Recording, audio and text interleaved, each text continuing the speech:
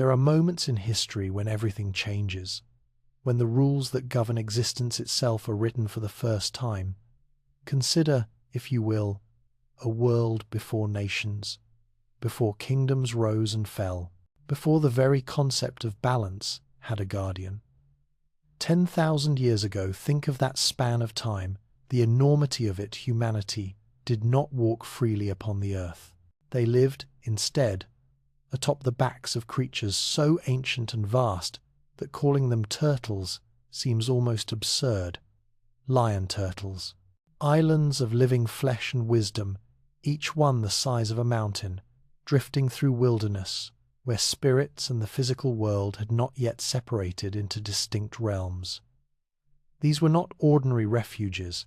Each lion turtle was a sanctuary, a fragment of civilization suspended between earth and sky. Humans huddled in cities built upon these gentle giants, never daring to descend into the untamed wilds below. The world beyond those protective shells belonged to the spirits, beings of pure energy and intention, magnificent and terrible in equal measure. But here is what makes this arrangement truly remarkable.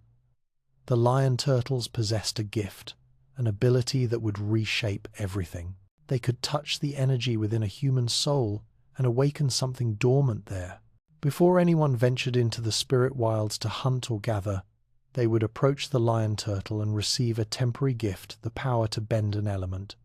Fire to light the darkness, water to sustain life, earth to defend against the unknown, air to move swiftly and escape danger. 4 elements, 4 distinct powers, and when the hunters returned to safety, they would surrender these abilities back to their guardian, for no human was meant to hold such power permanently.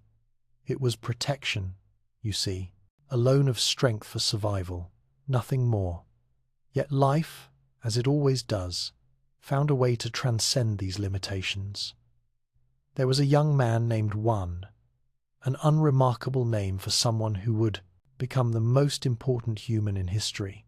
He lived upon a fire lion turtle in a city where the desperate and the hungry struggled for scraps. One was a thief, clever, quick, compassionate in his way, stealing from the wealthy to feed the starving children of the lower tiers. When his crimes were discovered, the punishment was exile, the cruelest sentence imaginable. One was cast down from the safety of the lion turtle into the spirit wilds, expected to die within days. The spirits did not welcome human intrusion, but the lion turtle, perhaps sensing something in this young soul, granted him one final mercy. One was allowed to keep the power of firebending permanently. Imagine his wonder. Imagine holding fire in your hands, feeling it dance between your fingers, knowing it would never leave you. This was not a borrowed tool. This was part of him now. In the spirit wilds, One learned to survive. He befriended the spirits through respect and humility so different from the fear and violence that defined most human spirit encounters. He discovered the ancient art forms that true masters used, learning from a dragon how fire was meant to flow, how it lived and breathed. His bending became more than survival. It became art. And then, driven by curiosity and a growing sense that the world was larger than anyone imagined, One began to travel. From one lion turtle to another, he journeyed across impossible distances. Each guardian, impressed by this strange human who moved freely through spirit territories, granted him their element. Water, earth, air, one human, 4 elements. This had never happened before. This was not meant to be possible. But One's journey was not driven by ambition for power. He was searching for understanding in a world that felt increasingly fragile, increasingly wrong. The barrier between the physical and spiritual realms was weakening. Spirits and humans clashed with growing violence. Both sides suffered. Both sides blamed the other. At the heart of this growing chaos were 2 entities unlike any other spirits, Rava and Vatu, light and darkness, order and chaos. They had existed since the beginning, locked in an eternal struggle that maintained the balance of all existence. Every 10,000 years, during an event called harmonic convergence, when the planets aligned and the spiritual energy reached its peak, these two forces would battle to determine which would dominate the coming age. Vaatu had been imprisoned within the Tree of Time, bound by Rava's power for countless millennia. But one, in his youth and ignorance, made a catastrophic mistake. Deceived by Vaatu's manipulation, believing he was freeing an imprisoned innocent, one broke the seal. The consequences were immediate and terrible. Vaatu erupted into the world with 10,000 years of rage. Dark spirits, corrupted by his influence, swept across the land like a plague. Rava, weakened without her eternal prisoner to define her strength, began to lose their ancient battle. The entire balance of existence teetered toward darkness. Juan realized the magnitude of his error. This gentle young man who had befriended spirits and sought only understanding had unleashed catastrophe. The guilt might have destroyed him. But guilt, when transformed into purpose, becomes something else entirely. It becomes resolve.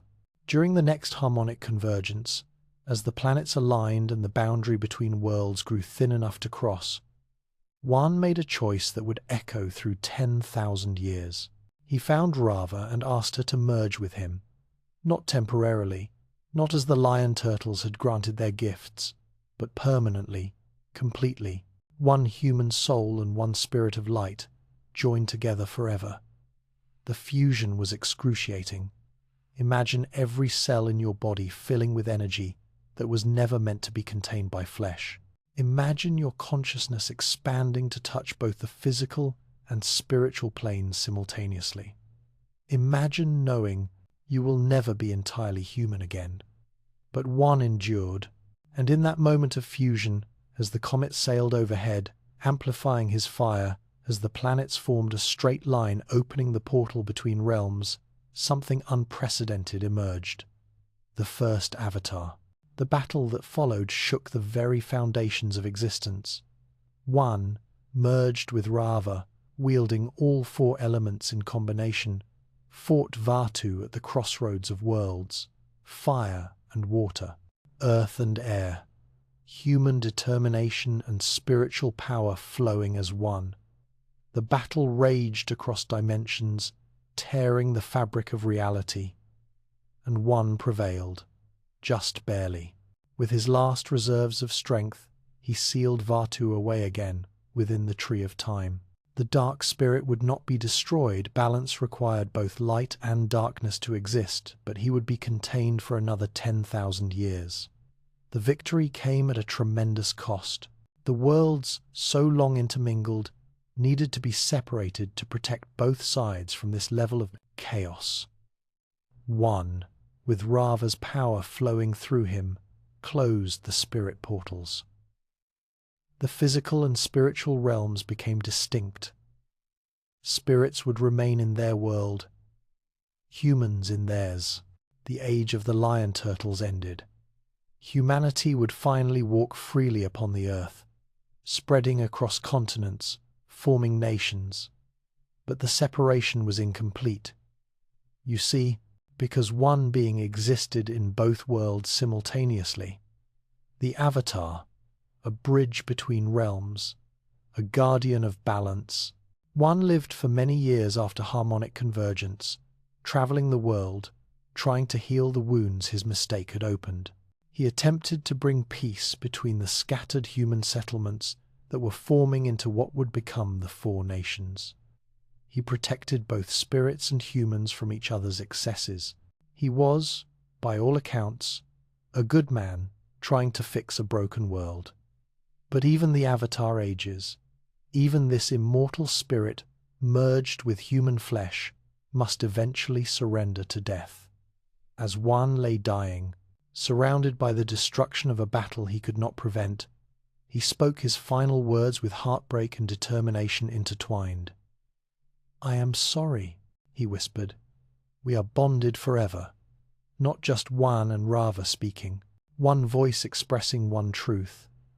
We will be together for all of your lifetimes, and we will never give up. And then, something miraculous occurred, something that would define the next 10,000 years of history. When one died, Rava did not fade. The spirit of light, bound to this human soul through their covenant, simply found a new vessel.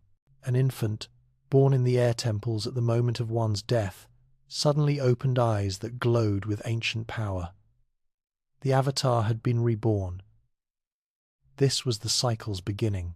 One soul, part human, part spirit, reincarnating endlessly through all four nations in turn. Water, earth, fire, air. Water, earth, fire, air. Each lifetime bringing new personality, new challenges, new wisdom added to the whole. Every avatar carried within them the memories and skills of all who came before, accessible through meditation and spiritual connection. A young waterbender suddenly able to call upon the earthbending mastery of their predecessor, 3 lifetimes past.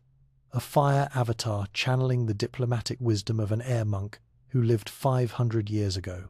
One soul, continuously learning, growing more complete with each cycle, and the purpose remained constant. The avatar would master all 4 elements, the only human ever permitted to bend more than one.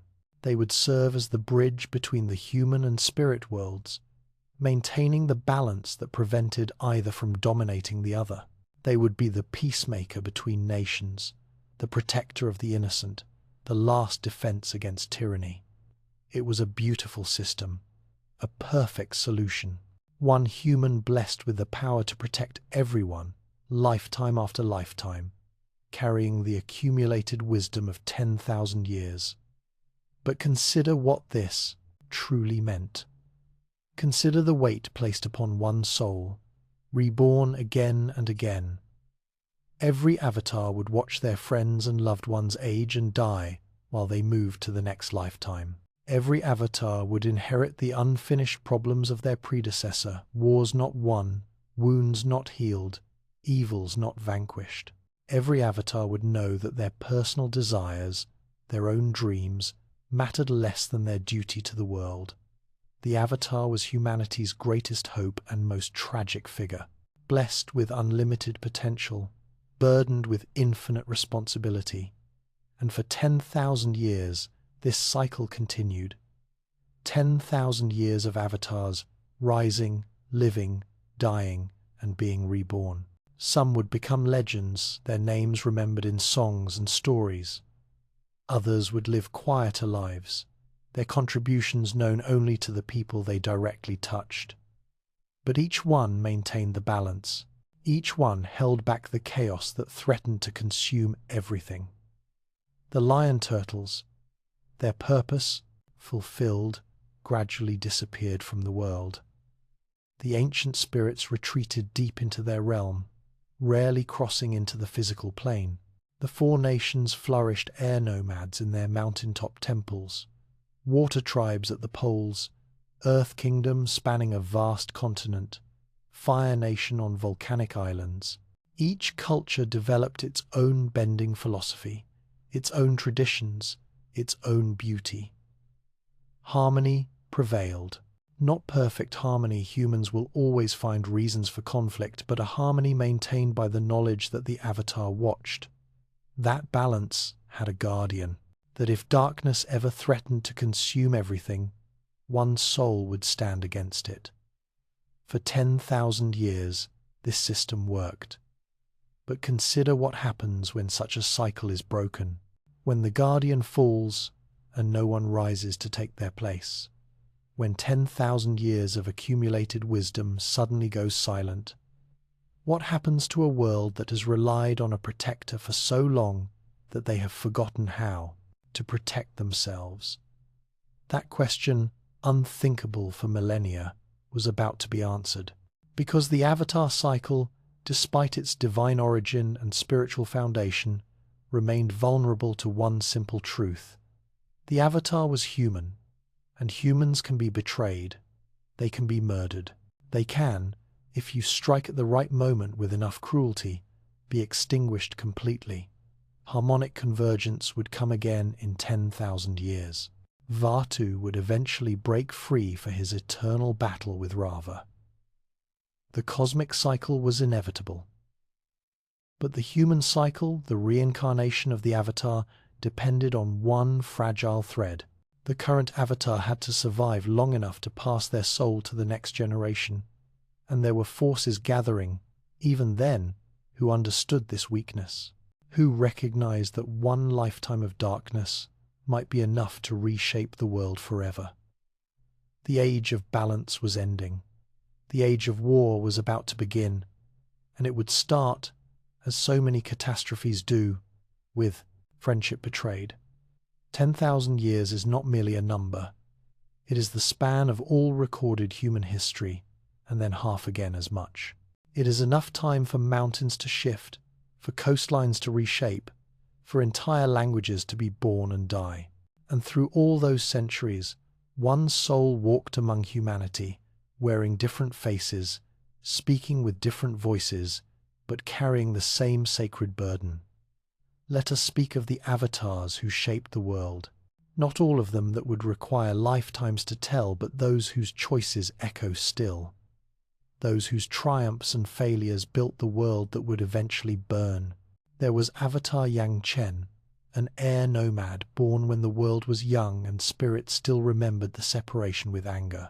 Picture her if you can, a young woman with arrows tattooed upon her skin, marking her mastery of airbending at an age when most were still learning the basics. She was brilliant and driven, carrying a burden that would have crushed lesser souls.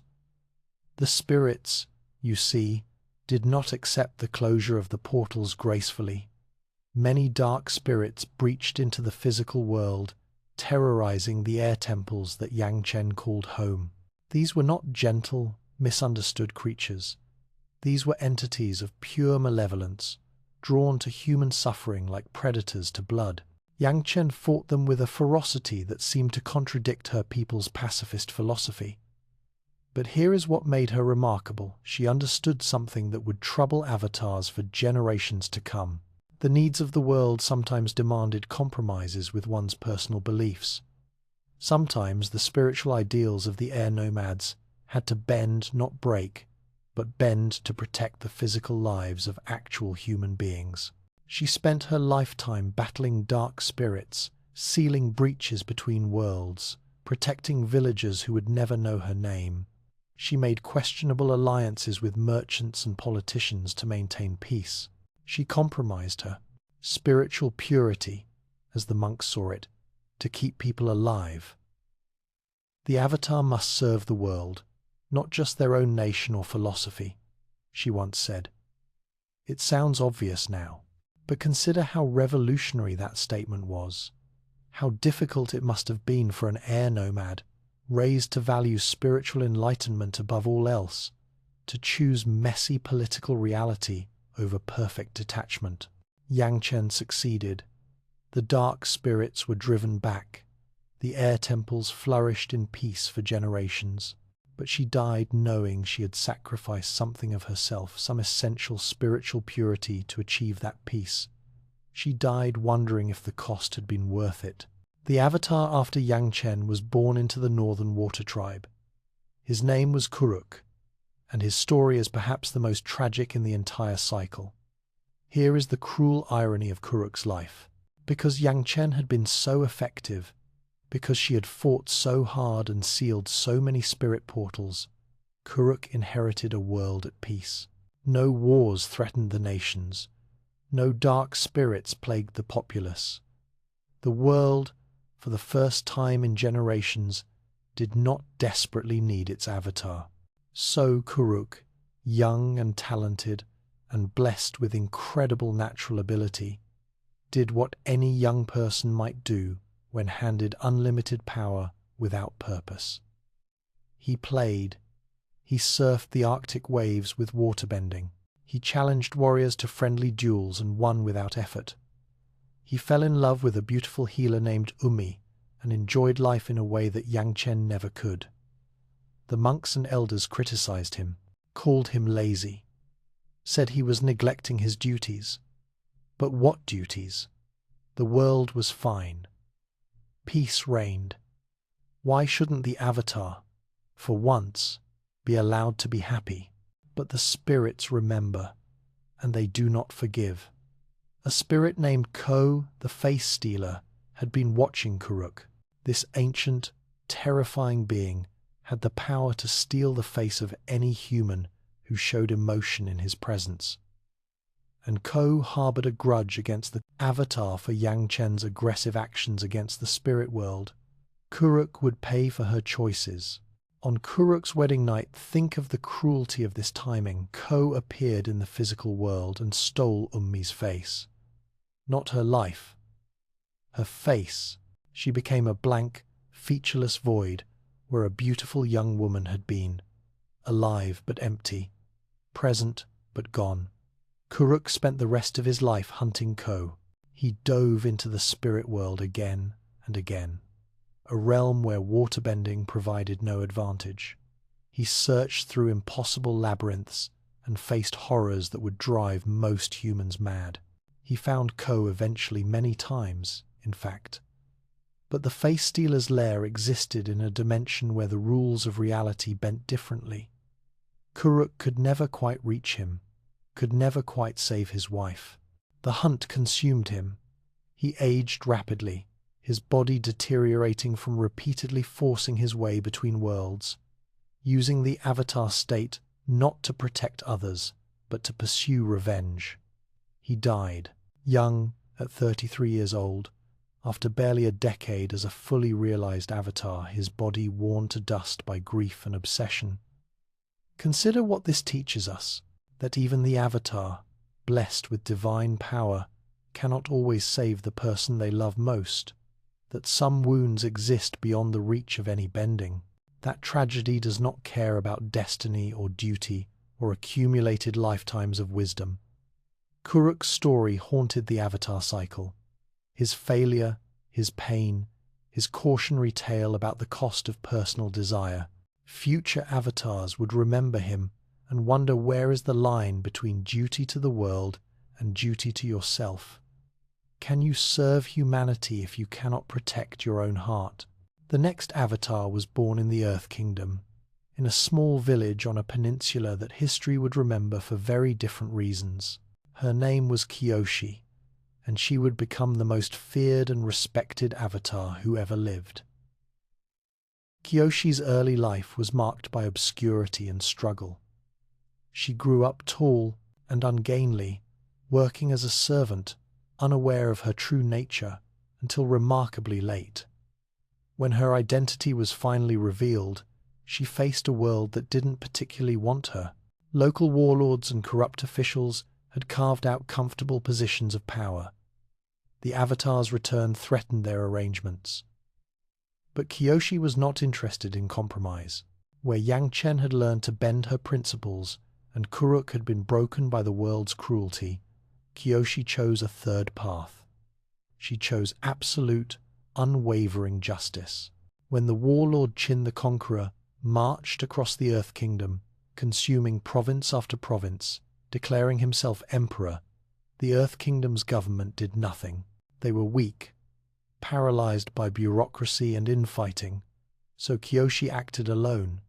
She confronted Qin at the edge of her peninsula, and when he refused to stop his conquering march, when he took one final step forward in defiance of the Avatar's warning, Kyoshi made a choice that still echoes through history. She split the entire peninsula from the mainland. Imagine the power required. Imagine placing your hands upon the earth and pushing with such force that rock itself tears apart. Imagine creating a strait of churning ocean where solid ground had existed moments before. The peninsula became an island, later called Kyoshi Island, in her honor, and Qin the Conqueror fell to his death in the chasm she created. Some called it murder, others called it justice. Kyoshi called it necessary. She lived for 230 years the longest-lived avatar in history, and spent that time establishing order through strength. She created the Dai Li, an elite earthbending force designed to protect Ba Sing Se's cultural heritage and maintain order in the Earth Kingdom's vast territories. She established the Kyoshi warriors, an elite fighting force on her island that would endure for centuries. She ruled not through gentle diplomacy, but through the clear understanding that the Avatar's will, when righteous, could not be opposed. "I killed Qin the Conqueror," she stated plainly, when questioned by Earth Kingdom sages about her actions. Her eyes glowed with Avatar state power as she spoke.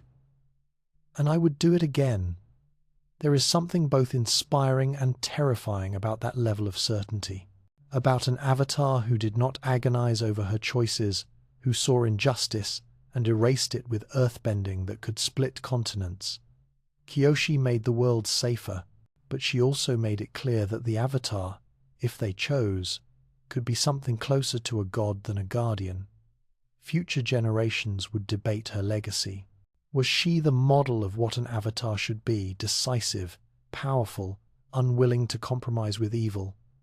Or was she a warning about the danger of concentrating so much power in one person, even a virtuous one? The Avatar cycle continued its eternal rotation: water, earth, fire, air. Lifetimes flowed like rivers, each one adding to the collective wisdom, each one facing the unique challenges of their era. Some were remembered for their diplomatic brilliance, others for their spiritual enlightenment. Many lived and died in relative peace, their names fading from common memory, but their contributions no less important. And then came Avatar Roku. He was born into the Fire Nation during a golden age, when that nation's military strength was matched by cultural refinement and artistic achievement. Roku grew up in a world of privilege and beauty, volcanic islands where dragons still flew, palaces adorned with flames that danced for pure aesthetics rather than destruction.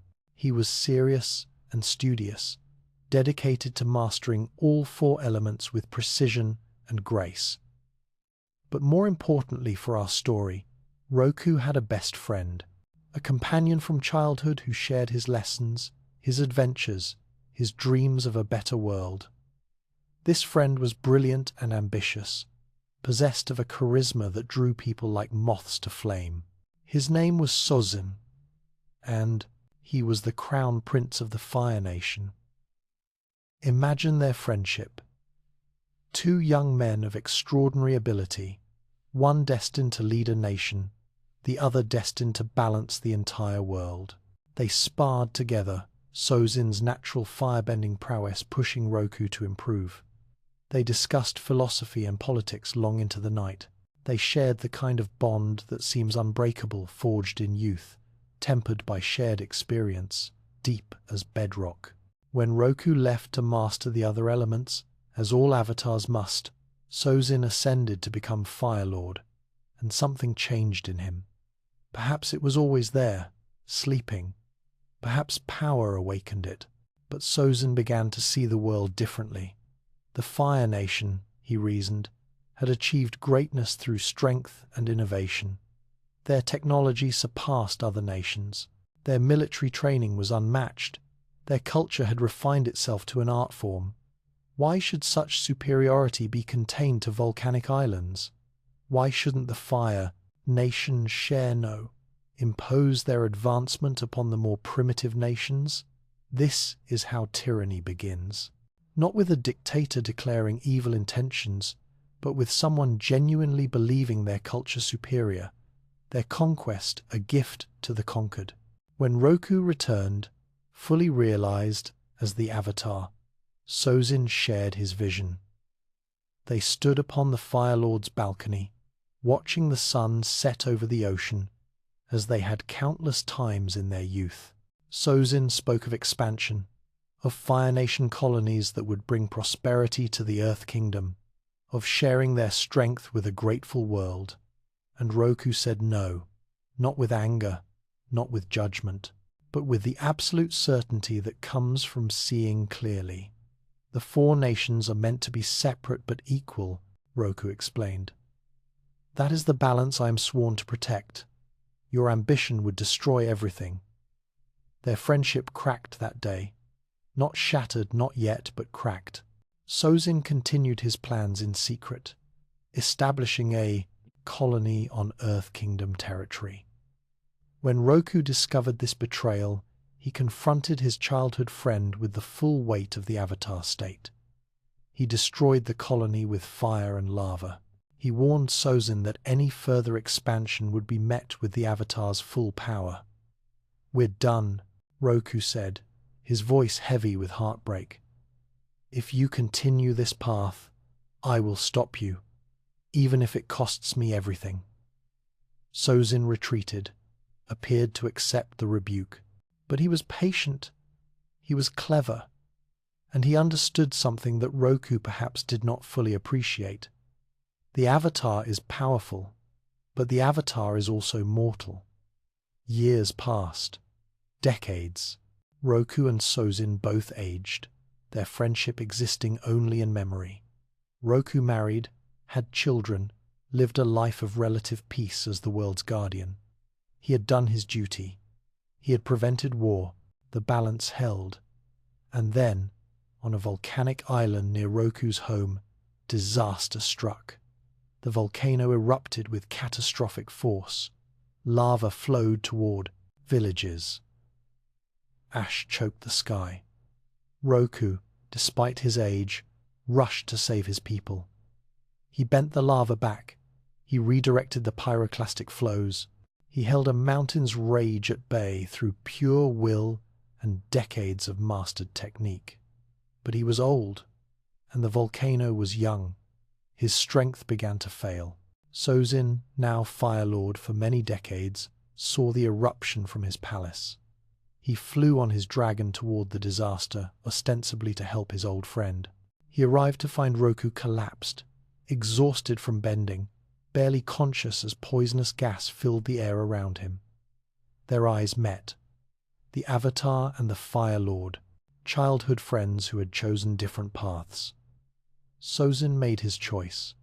He flew away, left Roku to die in the smoke and ash, left the Avatar to perish so that no one would stop the Fire Nation's expansion. It was calculated. It was patient. It was murder disguised as inaction. Roku died on that volcanic island, alone except for his dragon companion Fang, who remained loyal until the end. The Avatar cycle broke, just for a moment, as it transferred to the next life. Somewhere in the air temples, an infant drew breath and opened eyes that glowed briefly with ancient power. The new Avatar had been born. But for 12 years, that child would be too young to stop what was coming. 12 years of vulnerability. 12 years when the world had no protector.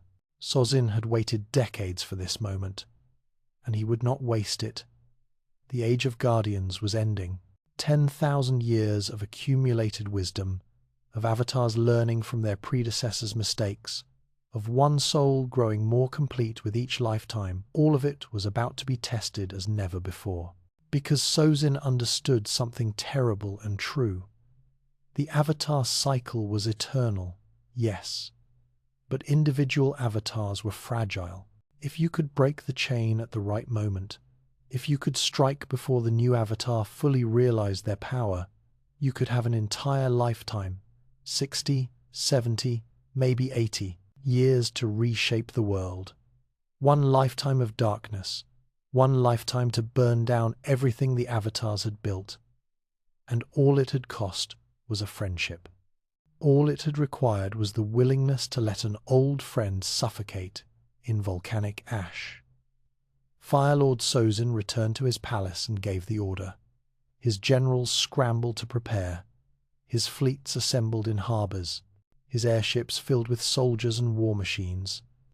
The comet, Sozin's comet, as history would remember it, was returning. A celestial event that amplified firebending to godlike levels. It came once every 100 years. And when it arrived, 12 years after Roku's death, Fire Lord Sozin would use its power to do something unprecedented in human history. He would attempt genocide. He would try to break the Avatar cycle forever by exterminating every single member of the nation where the next Avatar had been born. The air nomads, peaceful, spiritual, defenseless, were about to face annihilation. The 100-Year War was beginning, and the world's guardian was just a child. There are some acts so terrible that the world itself seems to recoil, some crimes so vast that they reshape the very meaning of evil. What Fire Lord Sozin ordered on the day of his comet was not merely war. It was erasure, the deliberate extinction of an entire people, their culture, their philosophy, their very way of seeing the world. The air nomads were, in many ways, the most remarkable civilization humanity had ever produced. Consider what made them unique. Every single child born to the air nomads was a bender. Everyone. This was not true of any other nation waterbenders. Earthbenders and firebenders were special even among their own people, but among the air nomads, the ability to bend was universal, a testament to their profound spiritual connection. They lived in 4 temples, built into mountain peaks so high that clouds gathered at their foundations. The northern and southern temples housed the monks and male airbenders. The eastern and western temples belonged to the nuns and female airbenders. They were not warriors. They had no army. Their philosophy centered on detachment, freedom, and the sacredness of all life. They were vegetarians who would not harm even an insect if they could avoid it. They were, in other words, completely defenseless against what was coming. Sozin chose his moment with calculated precision. The comet appeared in the sky like a crimson slash across the heavens, amplifying every firebender's power 100-fold. What normally required concentration and skill now flowed effortlessly. A simple flame became an inferno. A master's technique became apocalyptic. Fire Nation airships, massive machines of iron and flame, rose from harbors across the nation. They numbered in the dozens, each one carrying soldiers whose bending had been transformed into something godlike by the comet's power. They flew toward all 4 temples simultaneously. This was not an invasion. This was extermination. There would be no occupation, no surrender, no prisoners. Sozin's orders were explicit.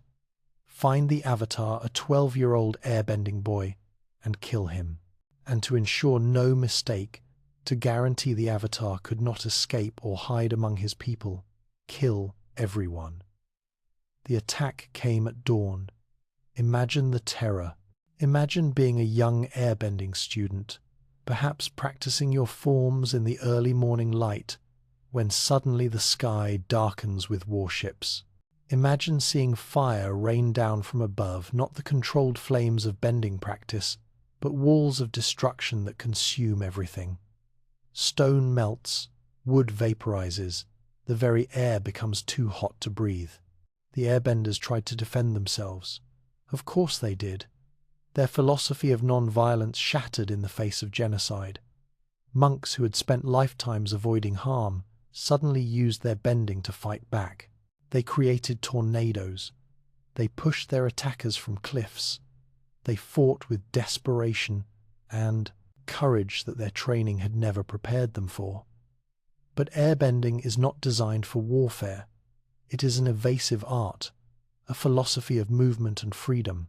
Against fire amplified by the comet, against soldiers trained for killing, against overwhelming numbers, their resistance could only delay the inevitable. The southern air temple fell first, then the northern, the western, the eastern. In a single day, one rotation of the planet, an entire civilization ceased to exist. The genocide was thorough. The Fire Nation soldiers searched the temples room by room. They burned the libraries containing centuries of airbending wisdom. They destroyed the artifacts and art that represented millennia of culture. They killed the sky bison, the massive flying creatures who had first taught humans airbending. The gentle giants who were the air nomads' companions and friends. When the comet's amplification faded and the fire soldiers returned to their ships, the temples were tombs, silent, except for wind whistling through empty corridors.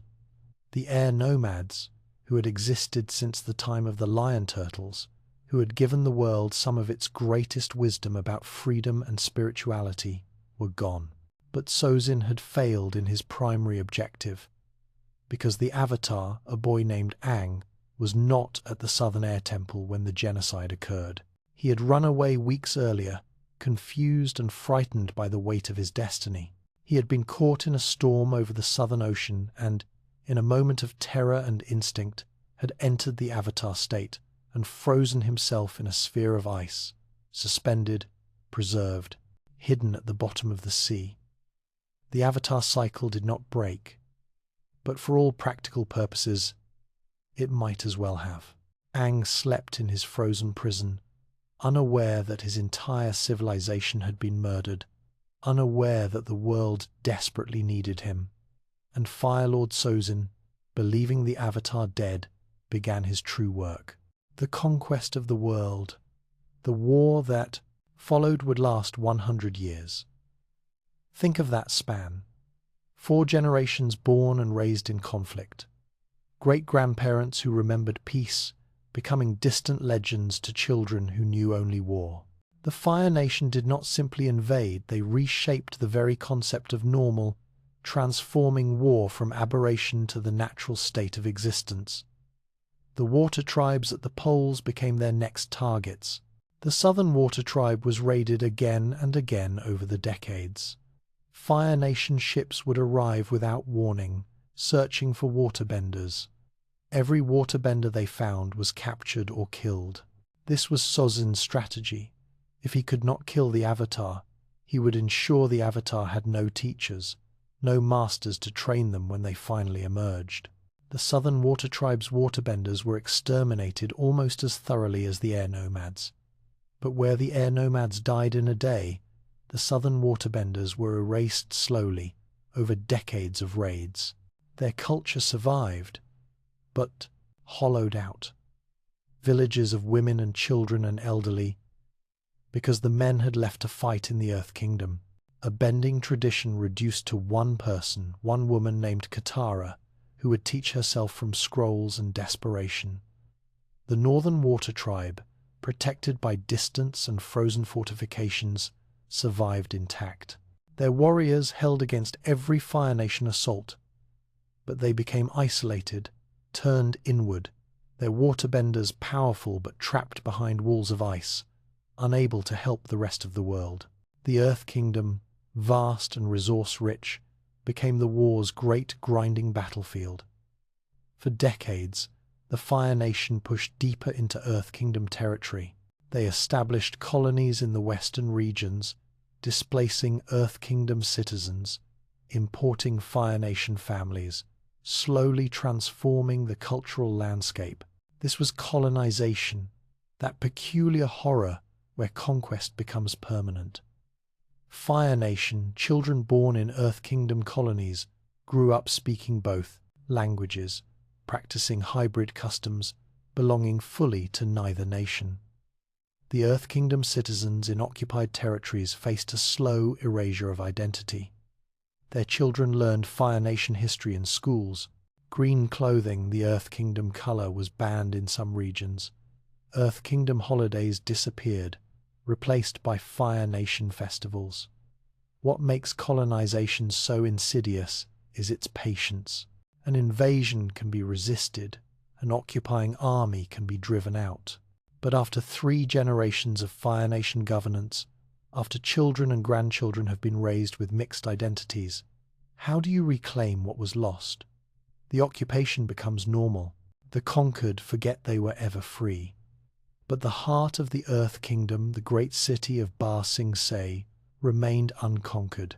This was the world's largest city, built in concentric rings with massive walls separating each section.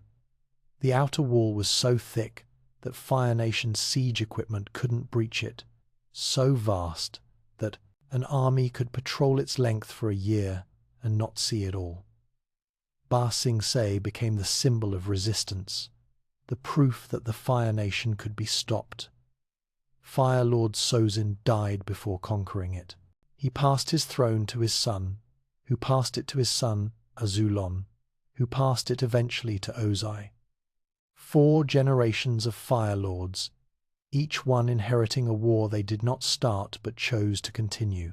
The original reason for the war, Sozin's vision of sharing Fire Nation prosperity, was forgotten. The war became its own justification. Fire Nation citizens were raised to believe conquest was their nation's destiny, that other nations were primitive and needed their guidance. This is what war does over generations. It stops being about achieving specific goals and becomes simply the way things are. Fire Nation children played invasion games in schoolyards, never questioning why their nation fought. Earth Kingdom children grew up hating Fire Nation soldiers, never knowing they had once been at peace. An entire century of human potential, millions of people who could have been artists, inventors, philosophers, was consumed by violence. The Fire Nation's greatest general, Iroh brother to Fire Lord Ozai, led a 600-day siege of Ba Sing Se. For nearly 2 years, his army surrounded the city, slowly advancing through the outer rings. Citizens starved, buildings burned, hope dimmed. Iroh came within sight of victory, standing at the inner wall, ready to break through and claim the Earth Kingdom's capital. And then his son, Lu Ten, was killed in battle. Iroh, confronted with the price of glory measured in his own child's life, broke the siege and went home. The great general, who could have conquered Ba Sing Se, chose grief over victory. But the war continued, because one general's moment of humanity couldn't stop the momentum of a 100-year conflict. Fire Lord Azulon died, and his son Ozai took the throne with ambitions that made even Sozin's original plans seem modest. Ozai wanted more than conquest. He wanted absolute dominion. He wanted to become something beyond a mere king. He began calling himself the Phoenix King, planning a coronation that would declare him ruler not just of the Fire Nation but of the entire world. And he had weapons his grandfather never dreamed of.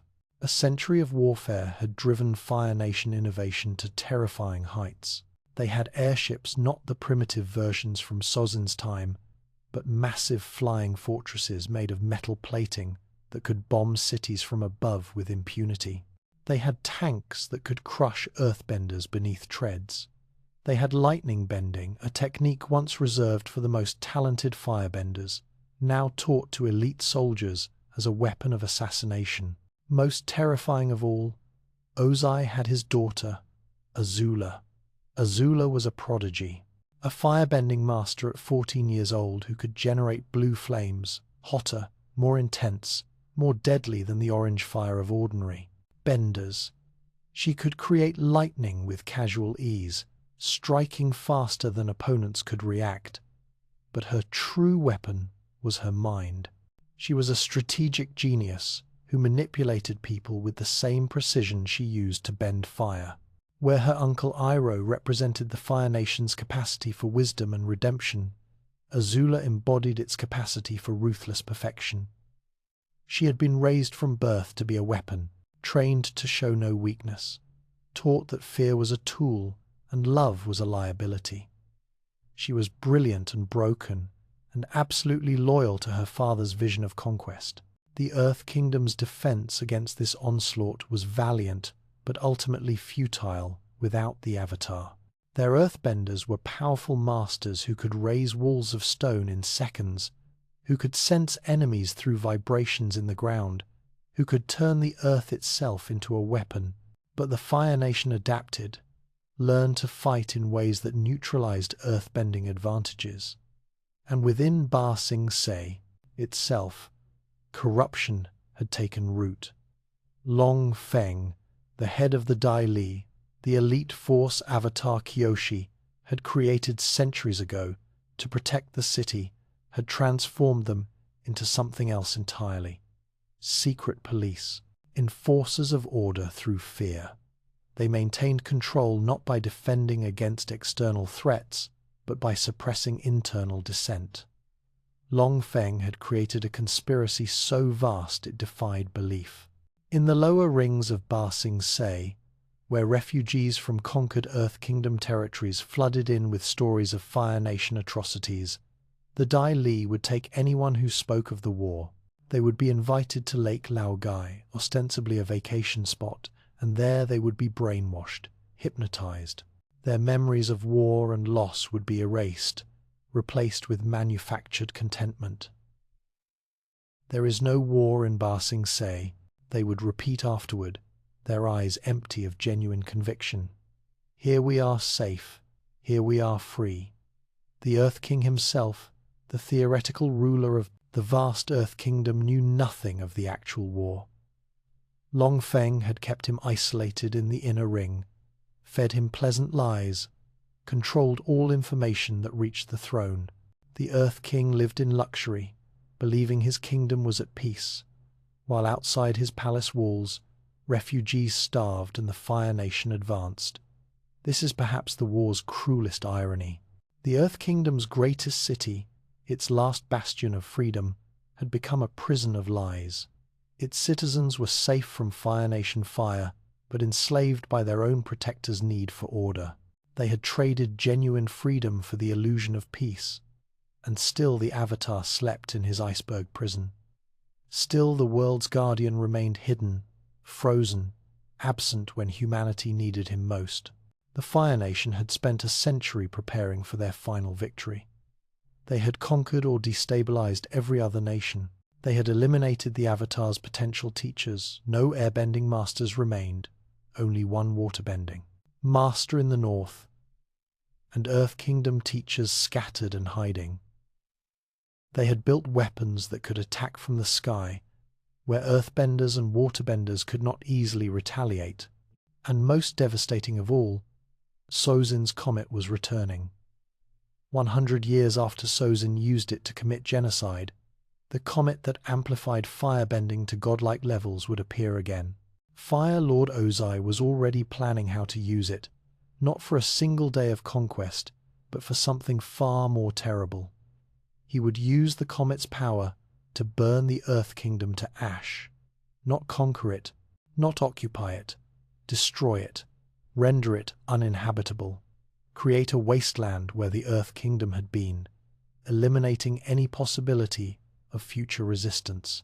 Then he would rebuild it as a Fire Nation colony, populated entirely by Fire Nation citizens, the Earth Kingdom's history erased as thoroughly as the air nomads had been. This was the world 100 years after Avatar Roku's death, a world where an entire nation had been genocided, where another nation's benders had been nearly exterminated, where the largest kingdom on the planet teetered on the edge of conquest or annihilation, where the Fire Nation had become so powerful, so advanced in the arts of war, that even if the Avatar returned, he would face impossible odds. The balance that had held for 10,000 years was shattered. The cycle that had protected humanity through countless crises had been broken by one man's ambition and another man's betrayal. But here is what Sozin and all the Fire Lords who followed him did not understand. What they could not understand, because they had never truly studied the Avatar cycle. The Avatar was not just one lifetime of accumulated wisdom. The Avatar was 10,000 years of learning how to restore balance against impossible odds. Every Avatar who had faced darkness had added their experiences to the collective whole. Every failure taught the next lifetime how to succeed. Every tragedy was remembered, every lesson preserved. And while the Avatar had slept for 100 years, frozen in ice, the world had not stopped moving. Heroes had been born who did not know they would be needed. Skills had been learned in isolation that would prove essential. The pieces of resistance had been slowly, painfully assembling themselves, even without a guardian to guide them. The comet was coming. Fire Lord Ozai's apocalyptic plan was nearly ready. The world had never been closer to falling completely under one nation's dominion. But in the frozen waters of the South Pole, something was about to change. The ice was beginning to crack, and when it finally broke, when the boy emerged from his 100-year sleep, he would be the last of his kind, facing an enemy that had spent a century preparing for his return. The Avatar was coming back, and the world would discover whether one child could possibly be enough to stop a war that had consumed 4 generations.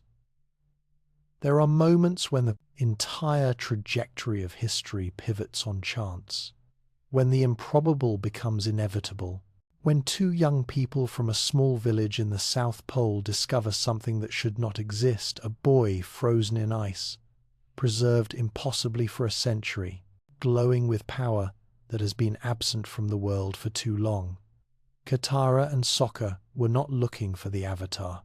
They were simply hunting for food in the frozen waters near their village, bickering as siblings do, when Katara's waterbending, barely controlled, mostly instinctive, accidentally split an iceberg.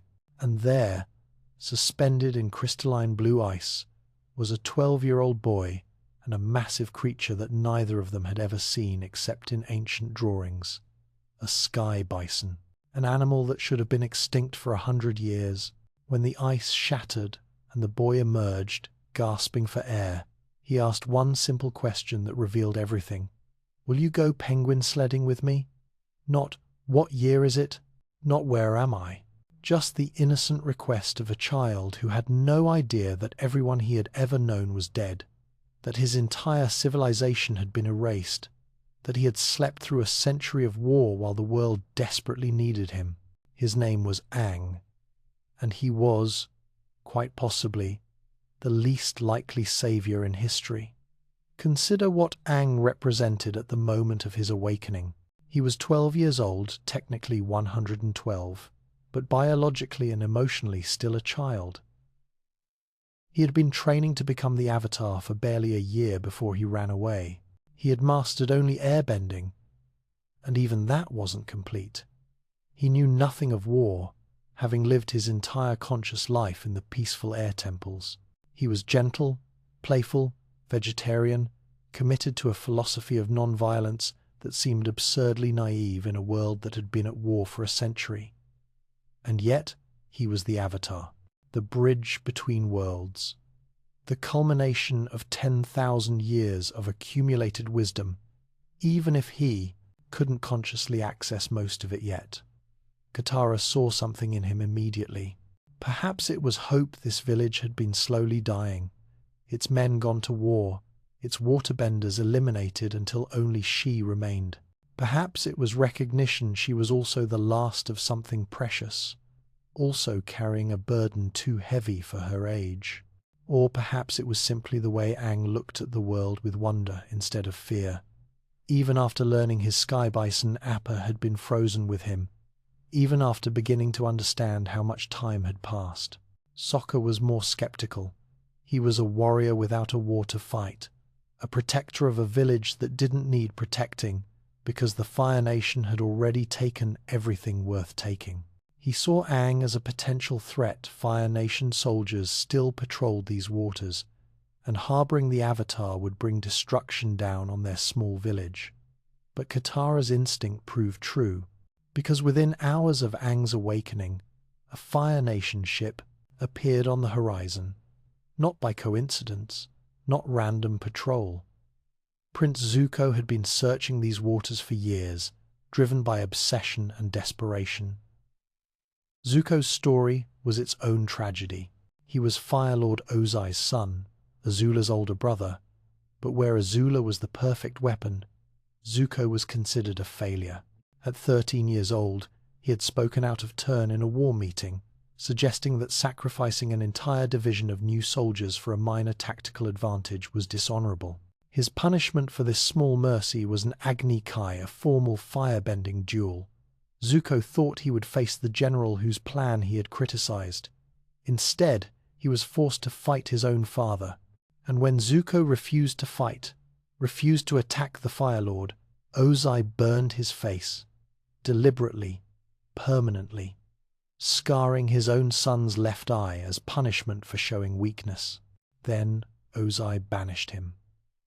Zuko could only return home, could only regain his honor, if he accomplished the impossible, capturing the Avatar, who everyone believed had been dead for a century. It was a cruel joke, a task designed to be impossible, ensuring Zuko would remain in exile forever. But Zuko, determined and desperate, had spent 3 years searching anyway, and now, impossibly, his banishment might end. The Avatar was real. The Avatar was here. Everything Zuko had suffered could be redeemed. This was Aang's introduction to the world he had awakened into. Not gentle, not gradual, but violent and immediate. Zuko attacked the Southern Water Tribe village, demanding the Avatar, and Aang, seeing innocent people threatened because of him, surrendered himself to protect them. Consider the courage in that choice. He had been awake for perhaps a day. He barely understood what had happened to the world, but he understood enough to know that running away had consequences, that hiding had costs. So he didn't run. Not this time. Of course, Katara and Sokka rescued him. Of course, they escaped on Appa because a flying bison, however massive, is difficult to capture when it can simply fly away. But the chase had begun. Zuko would pursue them relentlessly, and Aang would begin the journey that every Avatar must take, mastering all 4 elements before facing the Fire Lord. But how do you master 4 elements when 3 of your potential teachers are either dead or nearly extinct? They travelled first to the Southern Air Temple, Aang's home, the place he had fled from a century ago. He was excited to show Katara and Sokka his world, to introduce them to his friends and teachers. He didn't understand yet, didn't know. The temple was ruins, empty corridors where laughter should have echoed, prayer halls filled with ash. And then Aang found the skeleton amongst remains, surrounded by dozens of Fire Nation soldier skeletons. His teacher, Gyatso, who had loved him and worried about him and tried to protect him from the burden of being the Avatar. Gyatso had fought at the end, had killed Fire Nation soldiers, despite a lifetime of non-violence, had died defending the temple and the children in his care. This is when Aang truly understood what had been lost. When the grief of an entire civilization crashed down upon one 12-year-old boy, he entered the Avatar state not through control or training, but through pure anguish. His eyes glowed with the accumulated power of 10,000 years of Avatars, and for a moment he became something terrifying. The wind itself seemed to scream his rage. Katara brought him back, held him as he wept, and in that moment their bond deepened into something unbreakable. She understood loss. Her mother had been killed by Fire Nation raiders searching for the last Southern Waterbender. Aang understood loss now too. They were both survivors of genocide, carrying the weight of extinct or nearly extinct peoples. But grief, however profound, could not stop the journey. Aang needed teachers. He needed to master water, earth, and fire before Sozin's comet returned in less than a year, the comet that Fire Lord Ozai was planning to use to burn the Earth Kingdom to ash. They travelled to the North Pole, to the Northern Water Tribe's fortress city built entirely of ice. There, waterbenders still thrived, protected by distance and defensive fortifications. Master Pakku, a rigid, traditional waterbending master, reluctantly agreed to teach Aang, but he refused to teach Katara, citing ancient traditions that restricted women to learning only healing, not combat waterbending. This was another wound the war had inflicted. The Northern Water Tribe, isolated and under siege, had become rigid, clinging to traditions even when those traditions limited their strength. They needed every waterbender they could train, but pride and custom prevented them from using half their potential benders as warriors. Katara challenged this directly. When Pakku continued to refuse, she challenged him to a duel, a teenage girl who had taught herself waterbending from a stolen scroll against the most powerful waterbending master in the world. She lost, obviously, but she fought with such skill and determination that Pakku, confronted with undeniable talent, finally relented. She would train, and through her, the Northern Water Tribe's restrictions began to erode. But their time in the north was cut short by war. Fire Nation forces, led by Admiral Zhao, an ambitious officer who viewed Zuko as a rival and the Avatar as a prize, launched a massive assault on the Northern Water Tribe. Dozens of ships, thousands of soldiers. This was not a raid. This was an invasion designed to break the last independent water tribe. The battle that followed was desperate and magnificent. Waterbenders defending their home with ocean and ice. Firebenders attacking with ships and flames amplified by their military discipline. Aang, still learning, trying to hold back an entire navy. And at the battle's climax, Admiral Zhao committed an atrocity born of strategic calculation. He found the moon spirit's physical form, a white koi fish swimming in a sacred pool at the center of the Northern Water Tribe's capital. The moon spirit gave waterbenders their power. The push and pull of the tides was the source of their bending. Zhao, understanding this, killed the fish. Waterbending stopped working. Every waterbender suddenly rendered powerless in the middle of a battle they were barely winning. It was brilliant and monstrous, striking not at warriors, but at the spiritual source of their strength. But here is where the Avatar's purpose manifested. Aang merged with the ocean spirit, the moon spirit's counterpart, and became something beyond human. A massive water creature, towering over ships, crushing the Fire Nation navy with the ocean's rage. Not Aang in control, but the ocean spirit using the Avatar as its vessel, exacting revenge for its companion's murder. The Fire Nation fleet was destroyed. The Northern Water Tribe survived. But Admiral Zhao died, dragged into the spirit world by a vengeful spirit he had wronged years earlier.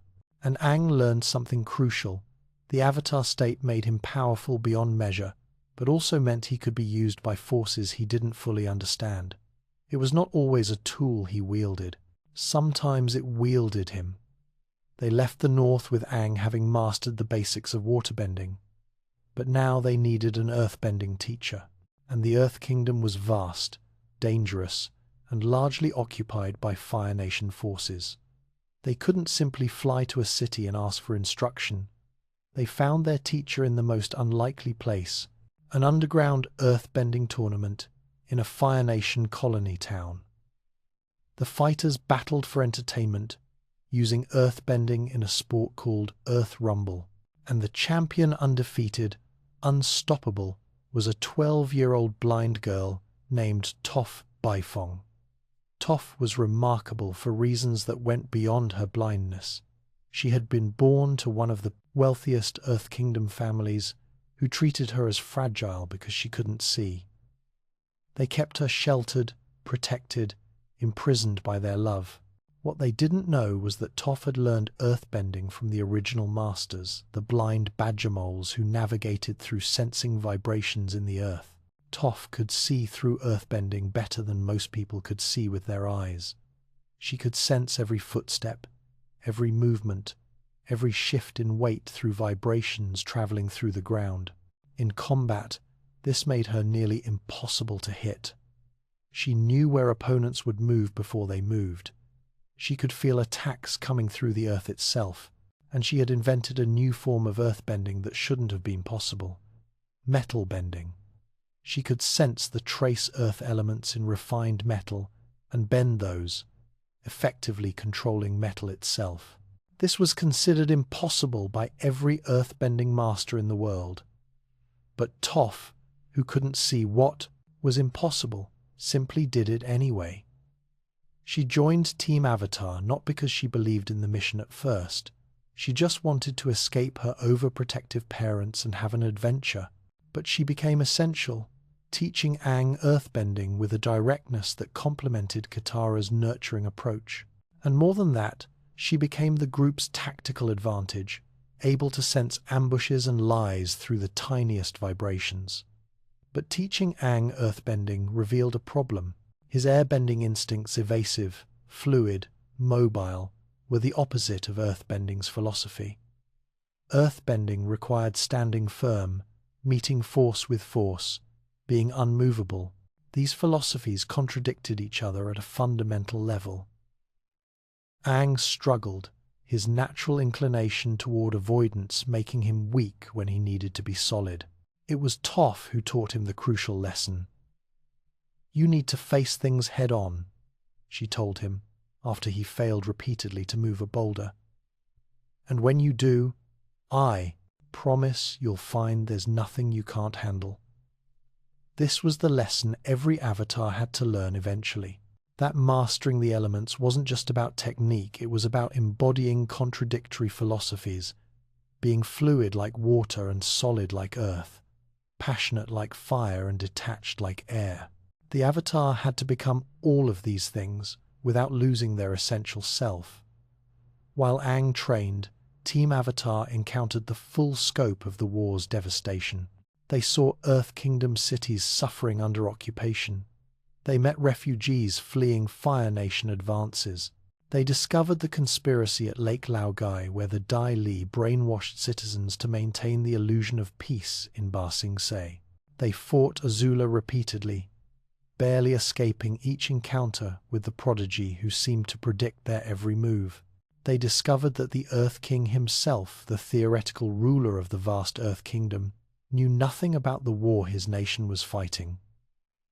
Long Feng had created such a perfect conspiracy that the king lived in complete ignorance while refugees starved in his city's lower rings.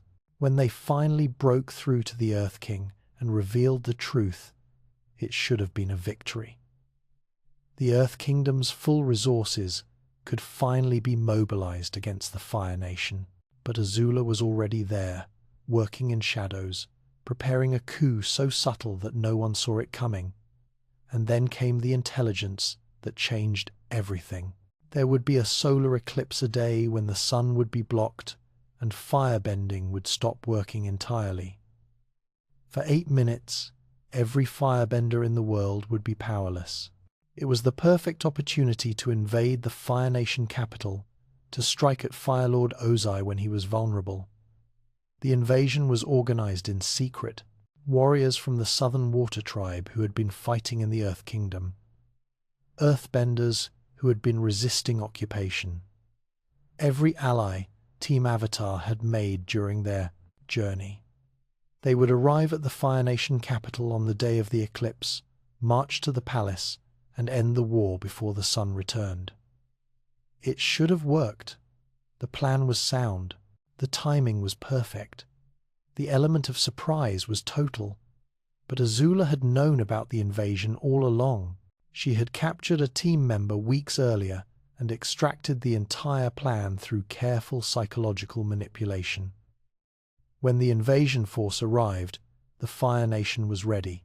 Not with firebenders, they couldn't use their bending during the eclipse anyway, but with machines, with traps, with strategic delays designed to waste the 8 minutes of vulnerability. The invasion failed, not through strength, but through intelligence.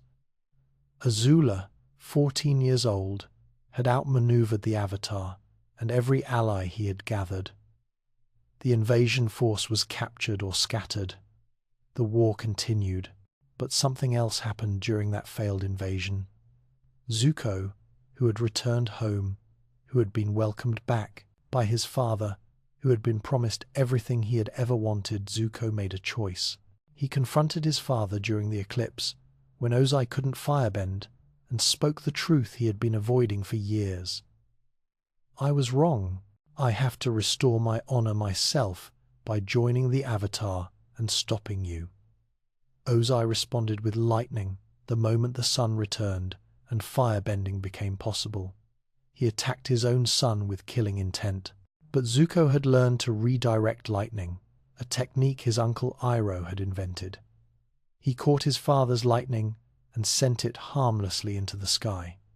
Then he left, abandoned everything, chose righteousness over comfort. This was perhaps the most significant moment in the war since Roku's death, because Zuko was the Fire Lord's son. He knew the Fire Nation's strategies, their strengths, their vulnerabilities. He was a master firebender who could teach Aang the final element, and most importantly, he represented the possibility that the Fire Nation could change. That this war wasn't about inherently evil people, but about a nation that had lost its way and might yet find redemption. When Zuko finally found Team Avatar and asked to join them, they didn't trust him. Obviously, he had chased them halfway around the world. He had attacked them repeatedly. His sister was their most dangerous enemy. Why should they believe his redemption was real? But Zuko persisted. He proved himself through actions. He rescued Katara's father from Fire Nation prison. He helped Aang find a master, the last dragon, an ancient creature that revealed firebending's true nature, not as destruction but as life energy. He accompanied Katara to find the man who had killed her mother, giving her closure even when revenge would have been justified. Slowly, painfully, Team Avatar became whole. Aang had his teachers, water, earth, and fire. He had allies who believed in him. He had mastered 3 elements and was working on the 4th. He had the loyalty of people who had every reason to give up but kept fighting anyway. But the comet was coming. Sozin's comet, returning after 100 years, ready to amplify firebending to apocalyptic levels. Fire Lord Ozai had assembled an armada of airships flying fortresses that would burn the Earth Kingdom to ashes under the comet's power. The Phoenix King would rise, the world would fall into permanent Fire Nation dominion. And Aang, still technically a child, still learning, still carrying the weight of being the last airbender and the last hope, had to prepare for the impossible. He had to face Fire Lord Ozai, the most powerful firebender in the world, amplified by the comet, determined to destroy everything and somehow win without killing him. Because Aang was still an air nomad, still committed to the sanctity of all life, still unwilling to become a killer, even to save the world. The question that haunted him, the question that haunted everyone who knew him, was simple and terrible. Could the Avatar save the world while staying true to himself? Or would this final battle require him to sacrifice everything he believed in to stop a tyrant who believed in nothing but power? The final battle was beginning, and no one, not Aang, not his friends, not his past lives, knew if there was any way to win this war without losing everything that made the Avatar worth saving. There are defeats that happen on battlefields, visible and bloody, and understood by all who witness them. And then there are defeats that happen in shadows, through manipulation and betrayal, where a city falls without its citizens even knowing they have been conquered. The fall of Ba Sing Se was the latter, a masterpiece of strategic deception that changed the course of the war more completely than any military victory could have achieved. Consider what Ba Sing Se represented, the last great Earth Kingdom stronghold, a city so vast that it contained entire farmlands within, its outer rings, so ancient that its walls had stood for centuries, so powerful that even Fire Nation armies, led by legendary generals, had failed to breach its defenses. It was not just a city, it was a symbol, proof that the Fire Nation could be resisted, evidence that the Earth Kingdom endured. General Iroh had spent 600 days trying to conquer it, and failed. Fire Lord Ozai had devoted enormous resources to breaking its walls, and made no progress. The city seemed unconquerable through conventional warfare. Its earthbenders could repair walls faster than siege weapons could damage them. Its population was so vast that it could outlast any siege through sheer numbers. But Azula understood something her predecessors had not. You don't need to break a wall if you can simply walk through the gate. She arrived in Ba Sing Se not with an army, but with two companions, Mai and Ty Lee, her childhood friends and most capable agents. 3 teenage girls entering the most secure city in the world, disguised as refugees fleeing Fire Nation advance. They looked harmless, desperate, victims of the very war they secretly served. This is how infiltration works. Not through overwhelming force, but through becoming invisible. Through understanding that guards look for threats, not refugees. That bureaucrats process papers, not motives. That in a city receiving thousands of displaced Earth Kingdom citizens every day, 3 more girls would barely be noticed. But Azula's true genius was recognizing the city's actual vulnerability. Ba Sing Se had not fallen to external force because it was already conquered from within. Long Feng and the Dai Li had created a police state disguised as a utopia. They controlled information. They erased dissent. They had imprisoned the Earth King in luxury and ignorance. Azula saw this structure and realized she didn't need to destroy it. She needed to take control of it. The complexity of her plan reveals the kind of strategic mind the Fire Nation had cultivated. She manipulated Long Feng by offering him what he wanted, most complete control of Ba Sing Se, without the inconvenience of the Earth King's theoretical authority. She turned the Dai Li against their own leader by demonstrating that she understood power more completely than Long Feng ever could. She orchestrated events so that when the coup finally happened, it appeared to be internal Earth Kingdom politics rather than foreign invasion. Team Avatar arrived in Ba Sing Se during this carefully constructed deception, not understanding they were entering a trap. They came seeking the Earth King's support, hoping to organize resistance against the Fire Nation. They exposed Long Feng's conspiracy, the brainwashing at Lake Laogai, the systematic erasure of the war from public consciousness. They succeeded in revealing the truth to the Earth King. It should have been their greatest victory. The Earth Kingdom's full resources finally mobilized. The conspiracy broken, truth revealed. But Azula had anticipated even this. She had positioned herself perfectly, ready to turn every victory Team Avatar achieved into pieces on her board. The confrontation in the crystal catacombs beneath Ba Sing Se was where everything culminated. These ancient caves, filled with glowing green crystals, became the stage for a battle that would determine the war's trajectory. Aang and Katara were trapped there, separated from their allies. Azula had captured them with Dai Li support, and then something unexpected occurred.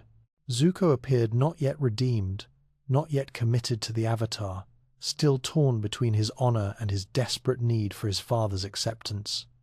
Azula offered Zuko everything in that moment. She told him he could come home, that their father would accept him, that the Avatar would be captured or killed and Zuko would receive credit for it. All he had to do was choose the Fire Nation over the Avatar, choose family over righteousness, and for a terrible moment, Zuko hesitated. Understand what this hesitation meant. Zuko had spent the past year traveling with his uncle Iroh, slowly learning that honor wasn't about his father's approval.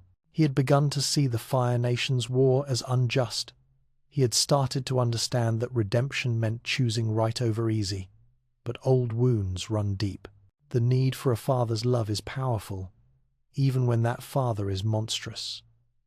Meanwhile, Aang attempted something unprecedented. He tried to master the Avatar state to control that divine power that had previously only emerged through emotional extremes.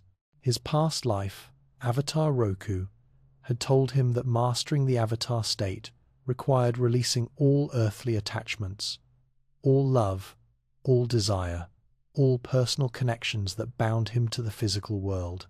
And Aang's greatest attachment was to Katara. She was his first friend in this new world, the person who had saved him from the iceberg. the one who believed in him when he was just a scared child, not the world's savior. He loved her, though he barely understood what that meant at 12 years old.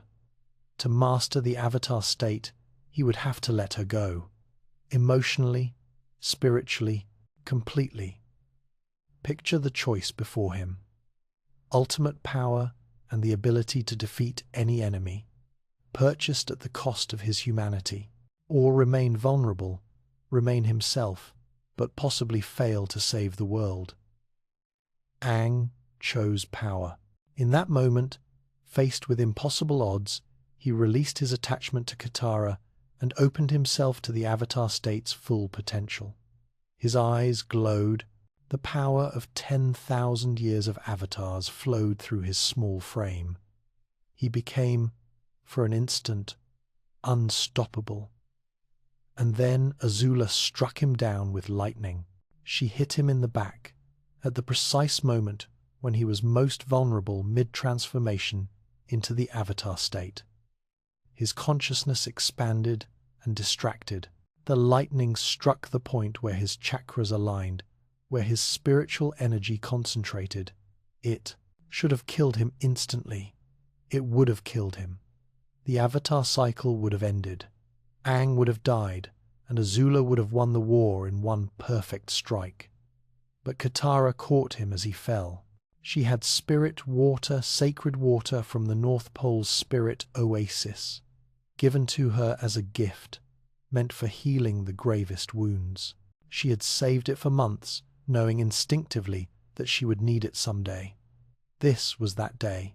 Katara healed Aang even as Azula's coup succeeded around them, even as the Dai Li, now loyal to the Fire Nation princess, secured every strategic position in the city. Even as the Earth King was forced to flee his own capital, Katara focused everything she had into bringing Aang back from death's edge. The spirit water worked, barely. Aang's heart began beating again. His breathing resumed, but he was broken in ways that went beyond physical injury. The lightning had severed his connection to the Avatar state. The power that made him the world's guardian, that gave him access to 10,000 years of wisdom, was locked away, potentially forever. Team Avatar escaped Ba Sing Se through underground tunnels, carrying Aang's unconscious body, while above them Azula orchestrated the city's bloodless conquest. When they emerged into daylight, they learned the full scope of the catastrophe. Ba Sing Se had fallen, not to siege engines or military assault, but to infiltration and political manipulation. The Earth Kingdom's capital, its last stronghold, was now under Fire Nation control, and the world didn't even know. Azula maintained the appearance of Earth Kingdom governance while controlling everything from the shadows. Refugees continued arriving, believing they were reaching safety, walking into a city that had already surrendered. This was perhaps the war's most devastating moment. Not because of casualties, relatively few people died in Ba Sing Se's fall, but because of what it represented. The Earth Kingdom had fallen without fighting. The symbol of resistance had been corrupted from within, and the Avatar, humanity's guardian, had been struck down at the moment of his greatest power. The Eclipse invasion that followed months later, the carefully planned assault that should have ended the war, failed partly because of Ba Sing Se's fall. The invasion force had counted on Earth Kingdom's support that never materialized. The intelligence they relied on came from a city already under Fire Nation control. They walked into a trap that Azula had spent months preparing. But even in defeat, seeds of resistance were being planted. Zuko, watching the invasion fail, watching his father reveal his true cruelty, finally made his choice. He confronted Fire Lord Ozai during the eclipse and chose the Avatar over his family. It cost him everything: his home, his title, his reconciliation with his father. But he became himself in that moment. Not the perfect prince the Fire Nation wanted, but a good man trying to fix what his family had broken. The White Lotus Society emerged from hiding during this period. For years, they had operated in secret, a society of masters from all four nations who transcended political boundaries. They included Iroh, the Fire Nation general who had given up glory for wisdom, Pakku, the Northern Water Tribe's greatest waterbending master, Bumi, the Earth Kingdom king who was over 100 years old and still one of the most powerful earthbenders alive, Piandao, the legendary Fire Nation swordmaster who taught without regard to nationality. These masters had watched the war unfold, had seen their nations consumed by conflict, and had made a choice. They would not fight for their nations, they would fight for balance. And when the time came, when the Avatar needed them, they would reveal themselves. That time was approaching rapidly. Aang recovered from his injury slowly, his body healing but his spirit wounded. He could still bend the other elements, but the Avatar state remained locked away. He had tried to release his attachment to Katara to gain ultimate power and had failed at both losing the power without truly releasing the attachment. He was caught between neither fully enlightened nor fully human, and he wrestled with the question that would define the war's final days. Every past Avatar he consulted gave him the same advice: Fire Lord Ozai must die. Avatar Kyoshi, who had killed Chin the Conqueror without hesitation, told him that justice sometimes requires decisive action. Avatar Roku, who had hesitated to kill Sozin when he had the chance, told him that mercy toward the wicked was cruelty toward the innocent. Even Avatar Yang Chen, an air nomad like himself, said the Avatar's duty to the world superseded personal spiritual beliefs. But Aang could not accept this. He was the last airbender, the last living representative of a philosophy that held all life sacred. If he killed Ozai, he would be proving that the air nomad's beliefs couldn't survive in the real world. That pacifism was beautiful but impractical. That genocide had not just destroyed his people, but had destroyed their ideas as well. He would rather die than prove Fire Lord Sozin right. Sokka, the strategist who had grown from a teenage warrior into a tactical genius through years of desperation, planned their final assault. They would split their forces. The White Lotus would retake Ba Sing Se, driving the Fire Nation occupation out of the Earth Kingdom's capital.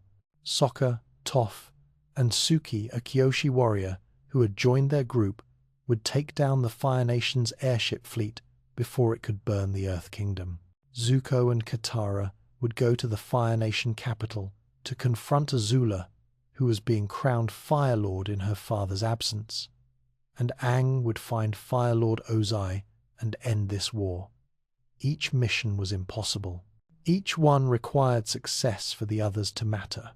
The White Lotus fighting thousands of Fire Nation soldiers, Sokka's team attacking a fleet of armored airships with just earthbending and ingenuity. Zuko facing his sister, who had always been the superior firebender, and Aang confronting the most powerful firebender in the world during the comet's amplification, somehow winning without killing. But consider what this final plan represented. It wasn't just military strategy. It was every lesson the war had taught, every alliance formed through suffering, every sacrifice made across 100 years of conflict, all crystallizing into one desperate, coordinated assault. The pieces were moving into position. The comet was visible in the sky, growing brighter each day. Fire Lord Ozai had declared himself the Phoenix King, the ruler who would rise from the ashes of the old world and create something entirely new. His airship fleet was assembled. His plan to burn the Earth Kingdom to ash was ready. The Fire Nation had spent a century preparing for this moment. They had refined the art of war. They had created weapons that could attack from the sky. They had generals who had never known peace, only victory. They had Azula, who was perhaps the most tactically brilliant mind of her generation. But Team Avatar had something the Fire Nation had forgotten existed. They had unity across national boundaries. They had masters willing to fight not for conquest but for balance. They had a blind earthbender who who could sense truth through vibrations, and a water tribe warrior who could outthink trained generals. They had the Fire Lord's own son, fighting for justice instead of power. They had the wisdom of the White Lotus, accumulated over lifetimes of study, and they had the Avatar. Broken, yes. Unable to access his full power, yes. Facing impossible moral dilemmas, yes. But still standing, still committed, still believing that the world could be better than the century of war had made it. The comet's arrival was imminent. Within days, everything would be decided. Either the Fire Nation would achieve absolute victory and rule the world as a charred empire, or somehow, impossibly, a group of children and elderly masters would stop the most powerful military force ever assembled. The 100-Year War was about to end. One way or another, the balance would be decided. And 10,000 years of Avatar cycle, the accumulated wisdom of countless lifetimes, the bridge between worlds, the guardian of harmony, would either prove sufficient to overcome a century of militaristic preparation, or it would fail completely. The final battle was beginning, and no one, not even the spirits themselves, knew which side would prevail. There are days when the entire world holds its breath, when history compresses into hours and every choice carries the weight of generations. The day Sozin's comet returned 100 years after it enabled genocide was such a day. The crimson streak across the sky amplified firebending power 100-fold, transforming every Fire Nation soldier into something approaching a demigod. And Fire Lord Ozai, crowned now as the Phoenix King, stood ready to use that power to burn civilization itself to ash. But scattered across the world, resistance was assembling. Not one force, but many. Each one facing impossible odds. Each one understanding that failure meant not just death, but the end of any hope for balance. Let us begin where hope seemed most distant. In the Fire Nation capital, Azula was being crowned Fire Lord. Her father had promoted himself to Phoenix King, ruler of the world, and given her governance of the Fire Nation homeland. At 14 years old, she would become Fire Lord during the comet, the youngest person ever to hold that title. It should have been her moment of ultimate triumph. Everything she had trained for since childhood, all her brilliance, all her ruthlessness, all her perfect execution of impossible plans, culminating in this crown. But something was wrong. Azula was unraveling. Her father had left her behind, taken his airship, fleet to burn the Earth Kingdom without her, after she had conquered Ba Sing Se, after she had struck down the Avatar, after she had done everything a daughter could do to prove her worth. He had dismissed her from his greatest moment of glory. The rejection, however strategically logical, had cracked something in her psyche. She began seeing betrayal everywhere. She banished servants for the slightest infractions. She dismissed advisors for perceived disloyalty. Even Mai and Ty Lee, her closest friends, the only people she had trusted, had already betrayed her. Mai had chosen love over loyalty, saving Zuko from Azula's attack. Ty Lee had chosen friendship over fear, defending Mai from Azula's rage. Azula, who had always controlled everything through intelligence and intimidation, discovered that fear was a brittle foundation. People obeyed her because they were terrified. They did not love her, would not die for her, would abandon her the moment they could escape. By the day of her coronation, she was alone except for coerced servants, her mind fracturing under the pressure of needing to be perfect in a world where perfection was impossible. Zuko and Katara arrived at the capital during the coronation. They came to stop Azula, to prevent her from supporting Ozai's genocide. But when they found her, Zuko understood immediately that something had changed. His sister, who had always been 3 moves ahead, who had always had complete control, was falling apart. "Where are all your friends?" Zuko asked, seeing the empty courtyard that should have been filled with supporters. "I don't need them," Azula responded, but her voice carried an edge of hysteria. "I don't need anyone." Zuko made a choice in that moment that revealed how much he had grown. He challenged Azula to an Agni Kai, a formal duel between firebenders. Traditionally, such duels were one-on-one, and honor demanded that no one interfere. Katara was initially confused. Why would Zuko face Azula alone during the comet, when her power would be godlike? But Zuko understood his sister better than anyone. "Something's off," he told Katara. "She's slipping. I can take her." The Agni Kai that followed was one of the most beautiful and tragic battles ever witnessed. Brother against sister, fire against fire, but not the aggressive assault that Azula usually employed. Zuko fought defensively, carefully, using techniques his uncle Iroh had taught him, the techniques that emphasized control over raw power, wisdom over aggression. Azula fought with desperate fury. Her flames were blue hotter than normal fire, a testament to her prodigious skill. But they were also wild, unfocused in ways they had never been before. She was more powerful than Zuko during the comet's amplification, but she was also breaking. Each attack grew more erratic, each defense more desperate. Consider what this duel represented. These were siblings who had been raised as weapons. Azula, the favorite, trained to be perfect and terrified of being anything less. Zuko, the disappointment, scarred and banished, but ultimately freed by that rejection to become himself. The Fire Nation's philosophy of strength through ruthlessness versus the possibility of redemption through compassion, all of it crystallized in fire and lightning. Zuko was winning, not easily, but clearly. Azula could not maintain her precision while her mind fragmented. And then, in a moment of pure desperation, she cheated. She aimed lightning not at Zuko, but at Katara. Zuko understood instantly what was happening. He ran, intercepted the lightning with his own body, redirected it, but not perfectly. The lightning meant for Katara coursed through his chest, stopping his heart, dropping him to the ground, paralyzed and dying. Azula should have finished him then, should have killed both of them while she had the chance. But her mind was too far gone. She attacked Katara with fire, not tactics, and Katara, perhaps the most resourceful fighter in Team Avatar, used the environment itself as a weapon. There was water from a grate, just a little, but enough.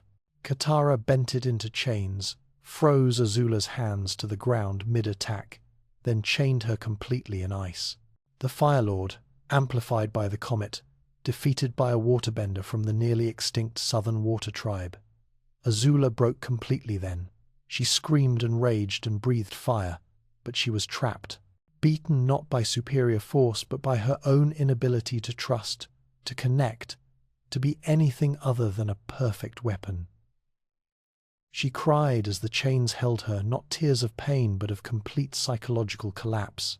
It was a victory, yes, but a sad one, because Azula was also a victim of the Fire Nation's philosophy, raised from birth to believe that power was the only thing that mattered, that weakness was unforgivable, that love was a vulnerability to be exploited. She had become exactly what her nation had tried to create, and it had destroyed her. Katara healed Zuko using waterbending techniques she had mastered over their journey. His heart resumed beating. He would survive. The Fire Nation capital was secured.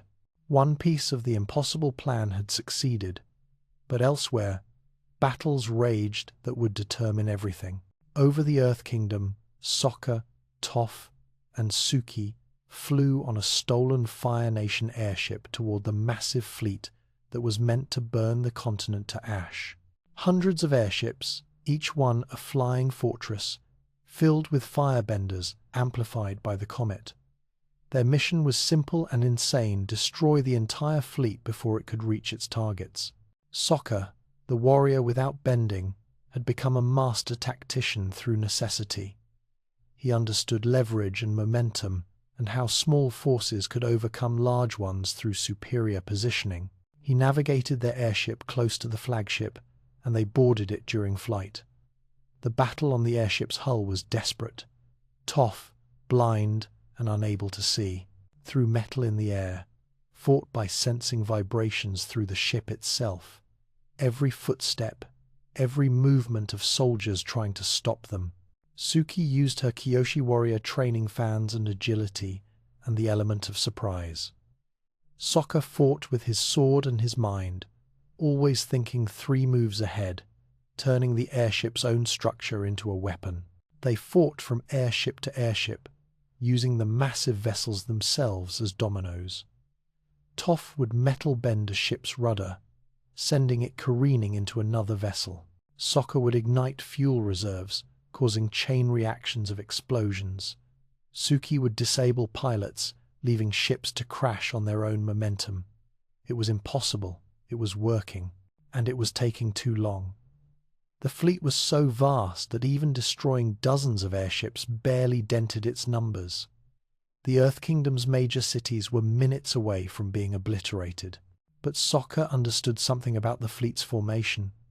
All the airships followed the flagship, destroy the lead vessel, and the formation would collapse into chaos. So they focused everything on that single target. Toph tore the flagship apart from within, metal bending its structural supports until the entire massive vessel began to break apart mid-flight. They jumped to another airship as the flagship exploded and fell, and across the sky, seeing their command vessel destroyed, the Fire Nation fleet faltered. Some airships retreated, others crashed from pilot confusion. The systematic annihilation of the Earth Kingdom stopped, transformed into scattered chaos. 3 people, a warrior, a blind earthbender, and a Kyoshi warrior, had stopped an army, not through strength, but through intelligence and courage and an absolute refusal to accept the impossible. Meanwhile, in Ba Sing Se, the White Lotus Society began their assault. These masters, Iroh, Pakku, Bumi, Piandao, and others, were elderly by most standards, but they were also the greatest benders and warriors of their generation, and they had been training in secret for this moment. General Iroh, who had once besieged this city, now fought to liberate it. He breathed fire, amplified by the comet, not to destroy, but to systematically dismantle Fire Nation fortifications. Walls that had taken months to construct burned away in minutes. Soldiers who had occupied Ba Sing Se for months suddenly faced masters they could not hope to defeat. Bumi, over 100 years old and completely unhinged in the best possible way, broke out of the metal prison where he had been held since the Fire Nation occupied his city. He earth-bent with such power and creativity that Fire Nation soldiers simply fled. Buildings danced, streets became quicksand. The earth itself seemed to fight for the Earth Kingdom. Pakku led northern water tribe warriors in waterbending that transformed the city's canals into weapons. Master Piandao cut through Fire Nation officers with a sword technique that made bending seem clumsy by comparison. The White Lotus, fighting together but representing all nations, reclaimed Ba Sing Se in a single day. What the Fire Nation had taken through conspiracy and manipulation, they lost through direct confrontation with masters who transcended national boundaries. It was not just a military victory, it was symbolic, proof that the 4 nations could work together, that the Fire Nation's century of dominance was ending. That balance was being restored by people who chose wisdom over power. But the most important battle, the one that would define everything else, was happening far from any city. Aang had found Fire Lord Ozai on a remote island, away from population centers, where the Phoenix King could prepare his apocalyptic attack without interference. And what Aang found was terrifying. Ozai, amplified by the comet, was not just a firebender, he was a force of nature. Each breath produced flames that could melt stone. His power was so vast that he didn't walk so much as hover, fire propelling him through the air. "You're just a child," Ozai said when he saw the Avatar. "Sozin's dream will finally come true. The world will be reborn in fire, and I will be its eternal ruler." The battle that followed defied description. Aang used all four elements in combination: water to deflect fire, earth to create barriers, air to evade. What little fire he had mastered to counterattack, but it was barely enough. Ozai was too powerful, too fast, too amplified by the comet's energy. Aang was losing. He knew it. Ozai knew it. Every master watching through spiritual connection knew it. The Avatar, blessed with 10,000 years of wisdom and the power to bend all elements, was being systematically overpowered by one man's amplified rage. And then Ozai demanded Aang's death. Not just defeat, not surrender, annihilation. He created a massive fire attack, a technique meant to burn the Avatar to nothing, to end the cycle forever. Aang ran, he dodged, he created barriers of stone and wind. But the fire was too much. A rock face collapsed behind him and struck his scar the exact point where Azula's lightning had severed his connection to the Avatar state months earlier. The impact triggered something, a release, a reconnection. Suddenly, without choosing it, without releasing his earthly attachments, Aang entered the Avatar state. His eyes glowed with ancient power, his tattoos blazed with light. The accumulated strength of 10,000 years of avatars flowed through him. The tide turned instantly. Aang was no longer a child struggling against an adult's power. He was every avatar who had ever faced tyranny. He was Kyoshi's unwavering justice, Yang Chen's protective fury, Roku's regret transformed into resolve. He created a sphere of all four elements around himself: water, earth, fire, and air, rotating in perfect harmony, and advanced on Ozai like an approaching storm. Fire Lord Ozai, for the first time in his life, experienced true fear. He attacked with everything he had: fire that could melt mountains, lightning that could split the sky. Nothing touched Aang. The Avatar simply absorbed or deflected every attack, his power so vast that Ozai's godlike bending seemed insignificant by comparison. Aang cornered him, pinned him against rock. His hand moved to Ozai's face, prepared to redirect his life energy, to remove his bending forever. But not with traditional techniques. The Avatar state had revealed something, an ancient art from the time before the Four Nations, before the Lion Turtles even: energy bending. The ability to touch another person's soul and fundamentally alter it. But to use energy bending, the bender's own spirit had to be unbendable. If Ozai's will was stronger, if his determination to dominate was more absolute than Aang's determination to preserve life, the energy bending would fail. Worse, it could corrupt or destroy Aang himself. Consider the magnitude of this moment. Aang was 12 years old, holding the fate of the world in his hands, facing the most ruthless dictator in modern history, attempting a technique that hadn't been used in millennia. Every past avatar had told him to kill Ozai. Every strategic consideration suggested that letting him live was too dangerous. The easy path, the path every adult had told him to take, was to simply redirect Ozai's energy and let him die. But Aang chose differently. He chose to prove that his people's philosophy could survive in the real world. That pacifism was not weakness, but the hardest form of strength. That mercy was not naive, but courageous. He performed energy bending on Fire Lord Ozai, reached into his very soul and removed his firebending. Not his life, just the power he had used to hurt others. When it was finished, Ozai collapsed alive, breathing, but unable to create even a spark of flame. The Phoenix King was just a man, powerless, defeated. Aang had won without killing, had ended the war while staying true to himself, had proved that the Air Nomad's beliefs, the philosophy that Fire Lord Sozin had tried to exterminate, could triumph over a century of militaristic ruthlessness. The comet passed, its amplification faded. Across the world, the impossible victories solidified into undeniable reality.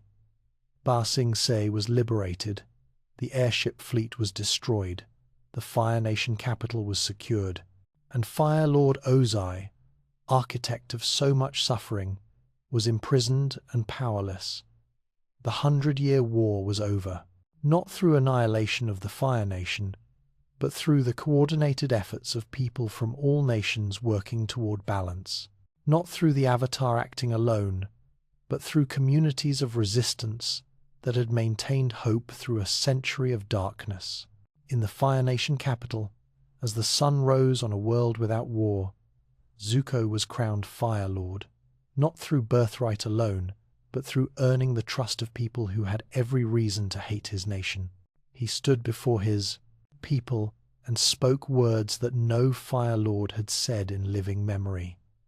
I want to restore honor to the Fire Nation. I want us to be good again. The Avatar and I, we're going to rebuild the world together. It was a beginning, not an ending, because the war's wounds ran deep. The Fire Nation had colonies throughout the Earth Kingdom, where people had lived for 3 generations, neither Fire Nation nor Earth Kingdom, but something hybrid. The Southern Water Tribe had been nearly destroyed. The air nomads were extinct except for one person. Families across all nations had been shattered by a century of conflict. But for the first time in 100 years, there was peace, genuine peace, not imposed by force but chosen by nations exhausted by violence. The Avatar cycle had survived its greatest test. The balance had been restored by the thinnest of margins, and Aang, the last airbender, the boy who had run away from his destiny and then grown into it, stood with his friends watching the sunrise. He was still 12 years old, still carried the grief of genocide, still missed his people and would miss them forever.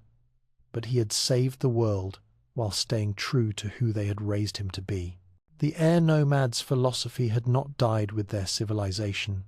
It lived in him, in his choices, in his refusal to become what his enemies expected, in his proof that mercy could be strength, that peace could be victory, that holding life sacred was not naive but the ultimate form of courage. 10,000 years of Avatar cycle, hundreds of lifetimes learning, growing, preparing for this moment. And it had come down to one boy choosing compassion over convenience, wisdom over power, his own truth over everyone else's advice. The war was over, the Phoenix King had fallen, the cycle continued, and the world, broken but healing, wounded but hopeful, had a chance to become something better than it had been. The Avatar had succeeded, not just in defeating evil, but in preserving the possibility that good could exist without becoming its opposite. That victory didn't require becoming monsters to defeat monsters, that the world could be saved without sacrificing everything worth saving. But this was not the end of the story. Peace, it turns out, is harder than war, and the Avatar's work was far from finished. Peace, it turns out, is more complicated than war. War provides clarity. There are sides, objectives, victories, and defeats measured in territory and battles. But peace requires navigating ambiguity, compromise, and the messy reality that people who fought each other must now learn to live together. The world that emerged after the 100-Year War was not healed. It was wounded and trying to figure out how to stop bleeding. Consider the immediate challenges. The Fire Nation had colonies throughout the Earth Kingdom where families had lived for 3 or 4 generations. Children who had never seen the Fire Nation homeland. Mixed families where Fire Nation colonists had married Earth Kingdom citizens. Hybrid cultures that belonged fully to neither nation. What do you do with these places? Force everyone to return to homelands they've never known?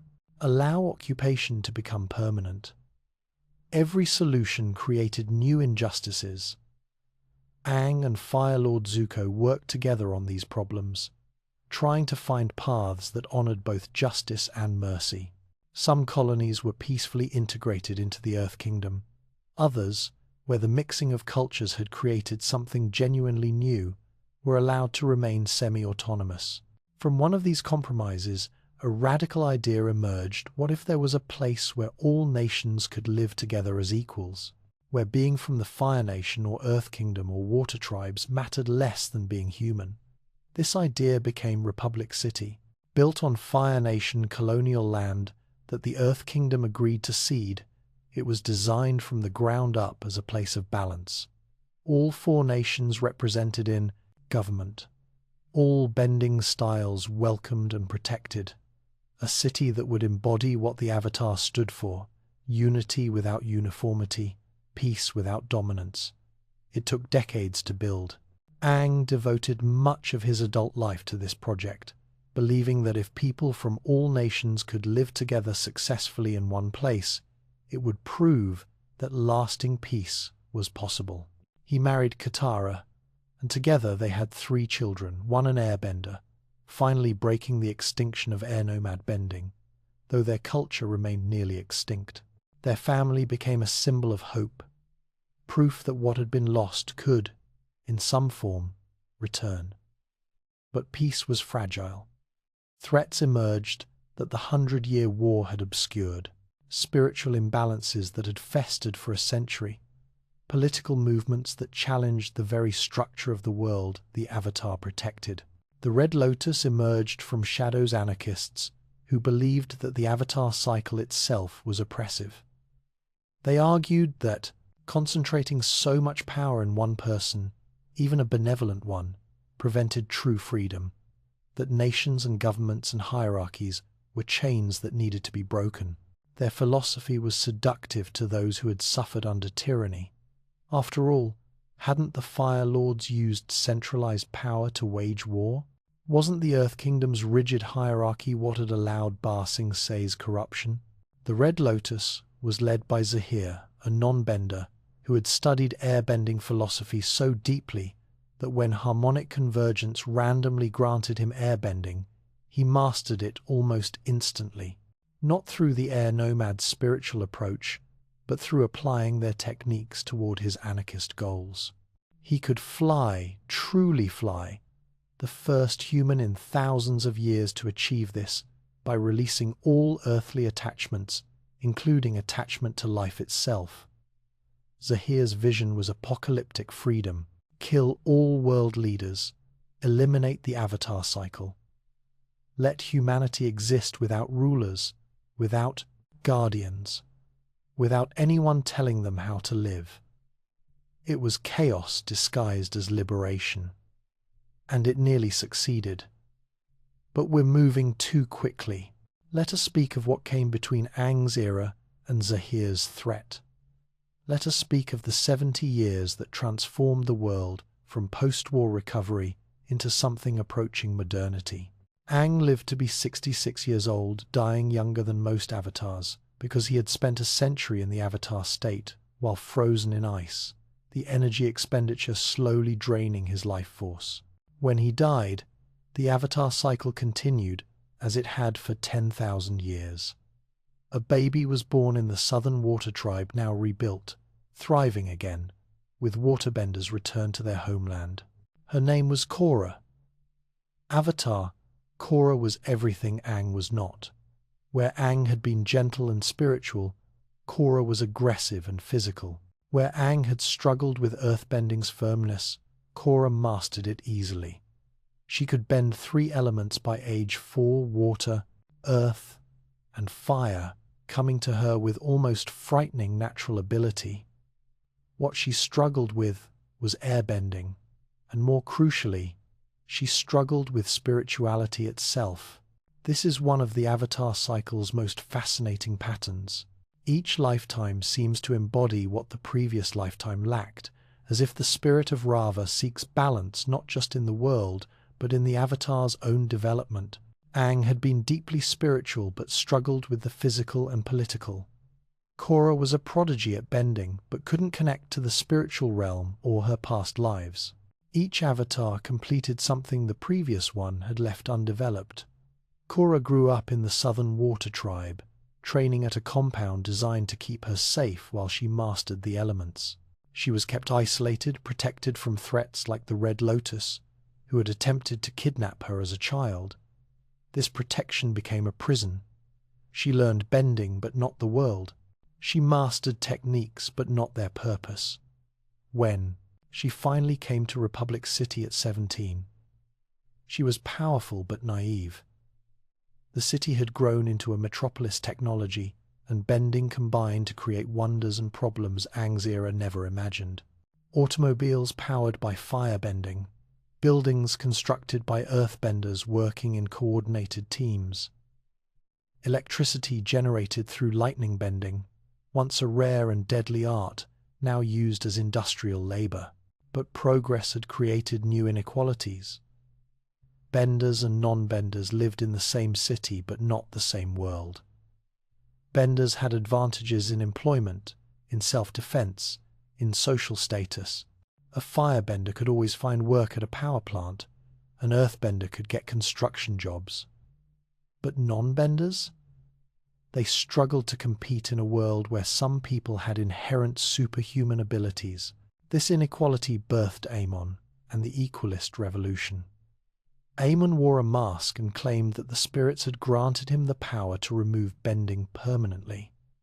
He organized non-benders into a political movement demanding equality, but his methods were terror.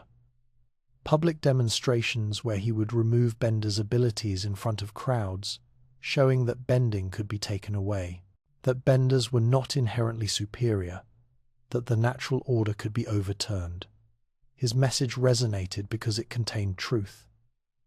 Bending did create inequality. The Avatar cycle did concentrate power, and Amon actually possessed the ability he claimed not from spirits, but from bloodbending, a horrifying waterbending technique that could control another person's body by bending the water in their blood. Amon could reach into someone's chi pathways and block them permanently, effectively removing their bending. Consider how this inverted Aang's victory over Ozai. Aang had used energy bending, a spiritual technique, to remove bending as an act of mercy, proving that power could be taken without taking life. Amon used blood bending, a violation of bodily autonomy, to remove bending, as an act of terror, proving that benders' advantages could be stripped away. The same outcome, opposite meanings. Korra faced Amon while barely understanding her own role. She could fight, she was an exceptional combatant, but she couldn't connect to her spiritual side. She couldn't access the Avatar state. She couldn't seek wisdom from her past lives. When Amon removed her bending, all except airbending, which she had just barely managed to unlock through desperation, Korra felt herself broken in ways that went beyond losing her abilities. She contemplated suicide, stood at a cliff's edge, believing that if she couldn't be the Avatar properly, she shouldn't be the Avatar at all. And in that moment of absolute despair, she finally connected to her spiritual self. Aang appeared to her not alive, but accessible through the Avatar cycle, and restored her bending.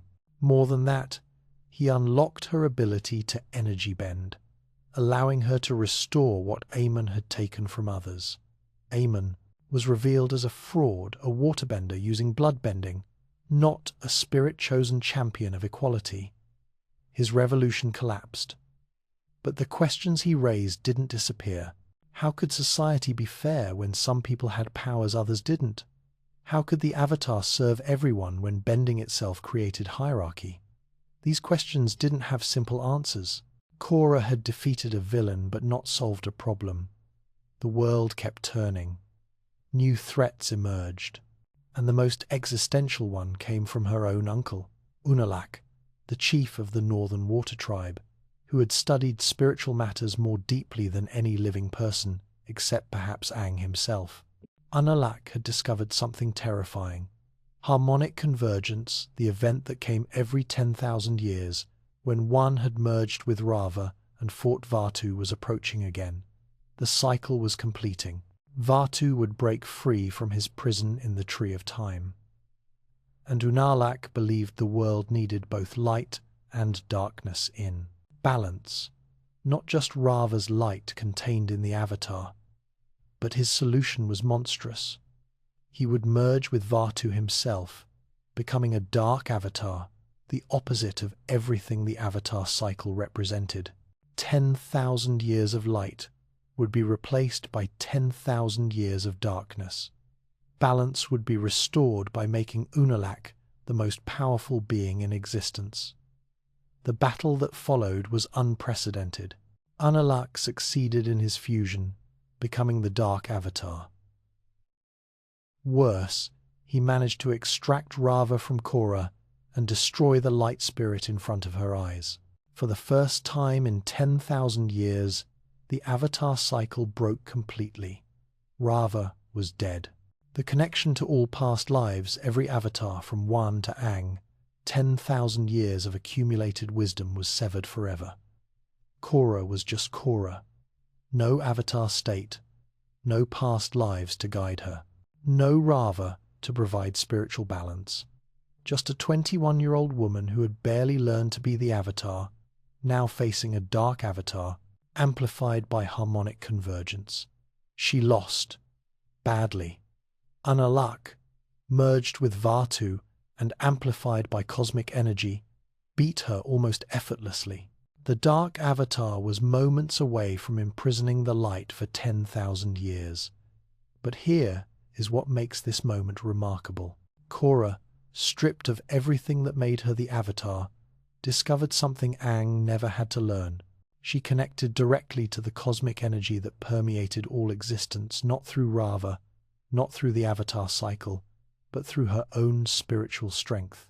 She transformed into a giant spirit form through sheer force of will and fought Unalaq as an equal.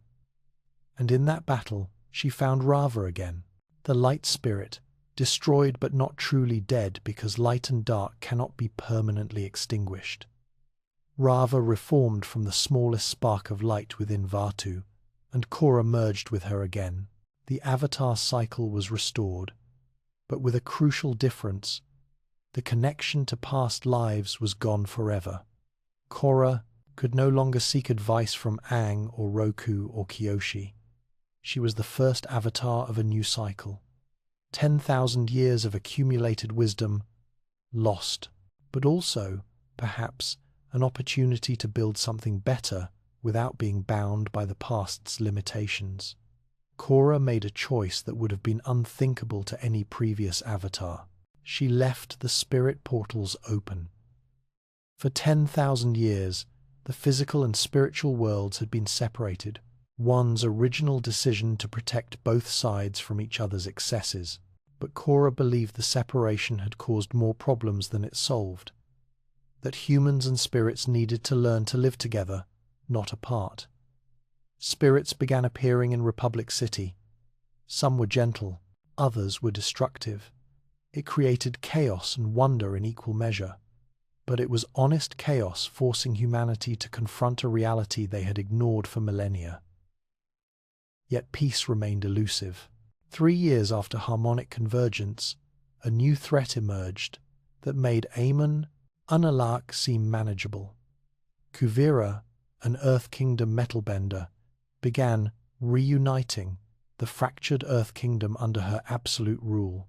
She called herself the Great Uniter, but she was building an empire through intimidation and overwhelming force. The Earth Kingdom had collapsed into chaos after its queen was assassinated by Zahir and the Red Lotus. Regional leaders fought for power. Bandits terrorized trade routes. The kingdom that had endured the 100-year war was tearing itself apart from within. Kuvira stepped into this vacuum with military precision and no tolerance for dissent. She built a colossus, a walking war machine, hundreds of feet tall, powered by spirit energy weaponized into a cannon that could level cities.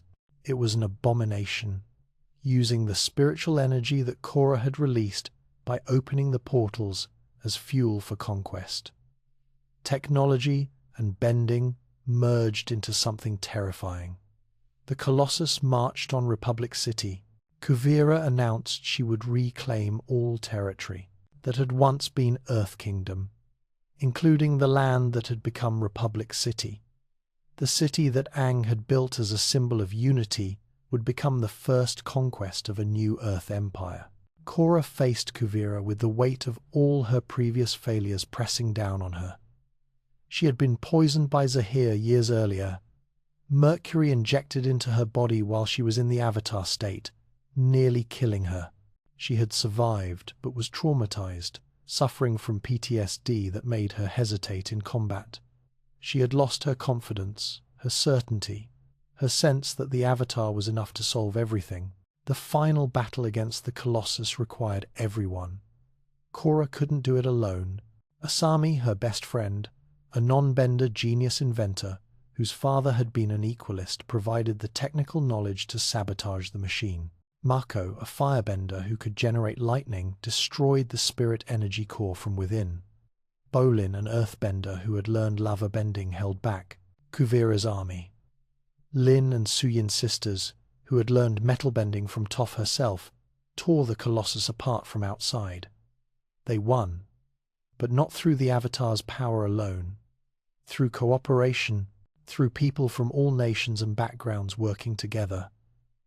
And in the final moment, when Kuvira fired her spirit cannon one last time, aiming at the woman Korra loved, Asami, who she had grown closer to over years of friendship, deepening into something more, Korra stepped between them, entered the Avatar state, caught the spirit energy and redirected it, creating a new spirit portal in the process. Kuvira, defeated and facing execution or imprisonment, expected punishment. Instead, Korra offered understanding. She saw in Kuvira what she had fought against in herself, the desperate need for control, the belief that strength meant never showing weakness, the fear that without power you were nothing. "I understand why you did it," Korra told her. "I know what it's like to be afraid." This was the lesson that had taken Korra 4 years and countless defeats to learn. That the Avatar's greatest power was not bending, or the Avatar state, or access to past lives. It was vulnerability, the willingness to admit fear, to accept help, to change and grow. Aang had learned this by choosing mercy over revenge. Korra learned it by accepting that she didn't have to be perfect to be enough. The war ended, not because evil was destroyed, but because it was understood and transformed. Kuvira was imprisoned but alive, given the chance to reflect and change. The Earth Kingdom began rebuilding not as an empire, but as a more democratic federation.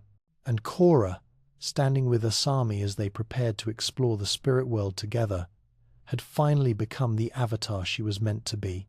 Not a copy of Aang, not a warrior who solved every problem with force, but someone who understood that balance meant accepting complexity, that strength meant acknowledging weakness, that peace required hard work and constant compromise. The Avatar cycle continued. The world had changed dramatically from Wan's era technology, and spirits coexisting, democracy challenging monarchies, new forms of bending being discovered. But the fundamental truth remained. Balance required a guardian. A bridge between worlds, one soul, learning and growing through countless lifetimes, carrying the responsibility of protecting everyone.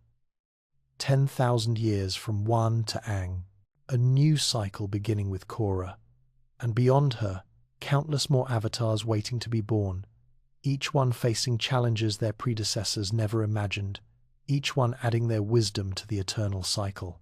The spirit of Raava endured, the balance held, and humanity, despite all its flaws and failures and capacity for destruction, kept trying to be better. There were still problems, still inequality and injustice and conflict. The Avatar could not solve everything, could not create perfect peace or eliminate all suffering, but that had never been the point. The Avatar existed to prevent the kind of absolute darkness that Sozin and Ozai and Unalaq had tried to create. To ensure that hope remained possible, that balance could be restored when it was lost. Consider what this 10,000-year story teaches us. That power without wisdom is tyranny. That wisdom without action is complicity. That balance is not a destination but an eternal process of adjustment and readjustment. That one person, however blessed with divine power, cannot save the world alone. They can only inspire others to save it with them.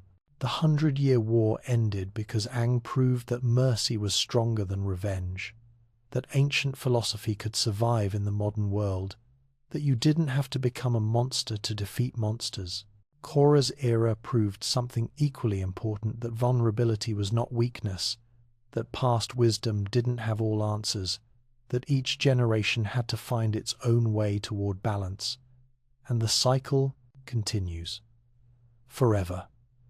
Because as long as humans exist, as long as there is conflict and imbalance, and the temptation toward darkness, there will be need for the Avatar. One soul, reborn endlessly, carrying the light of Rava and the accumulated lessons of every lifetime that came before. The world changes, technology advances, societies evolve, but the fundamental choice remains the same. Will we choose balance or domination, cooperation or conquest? Will we see each other as fellow humans deserving of dignity, or as obstacles to be overcome?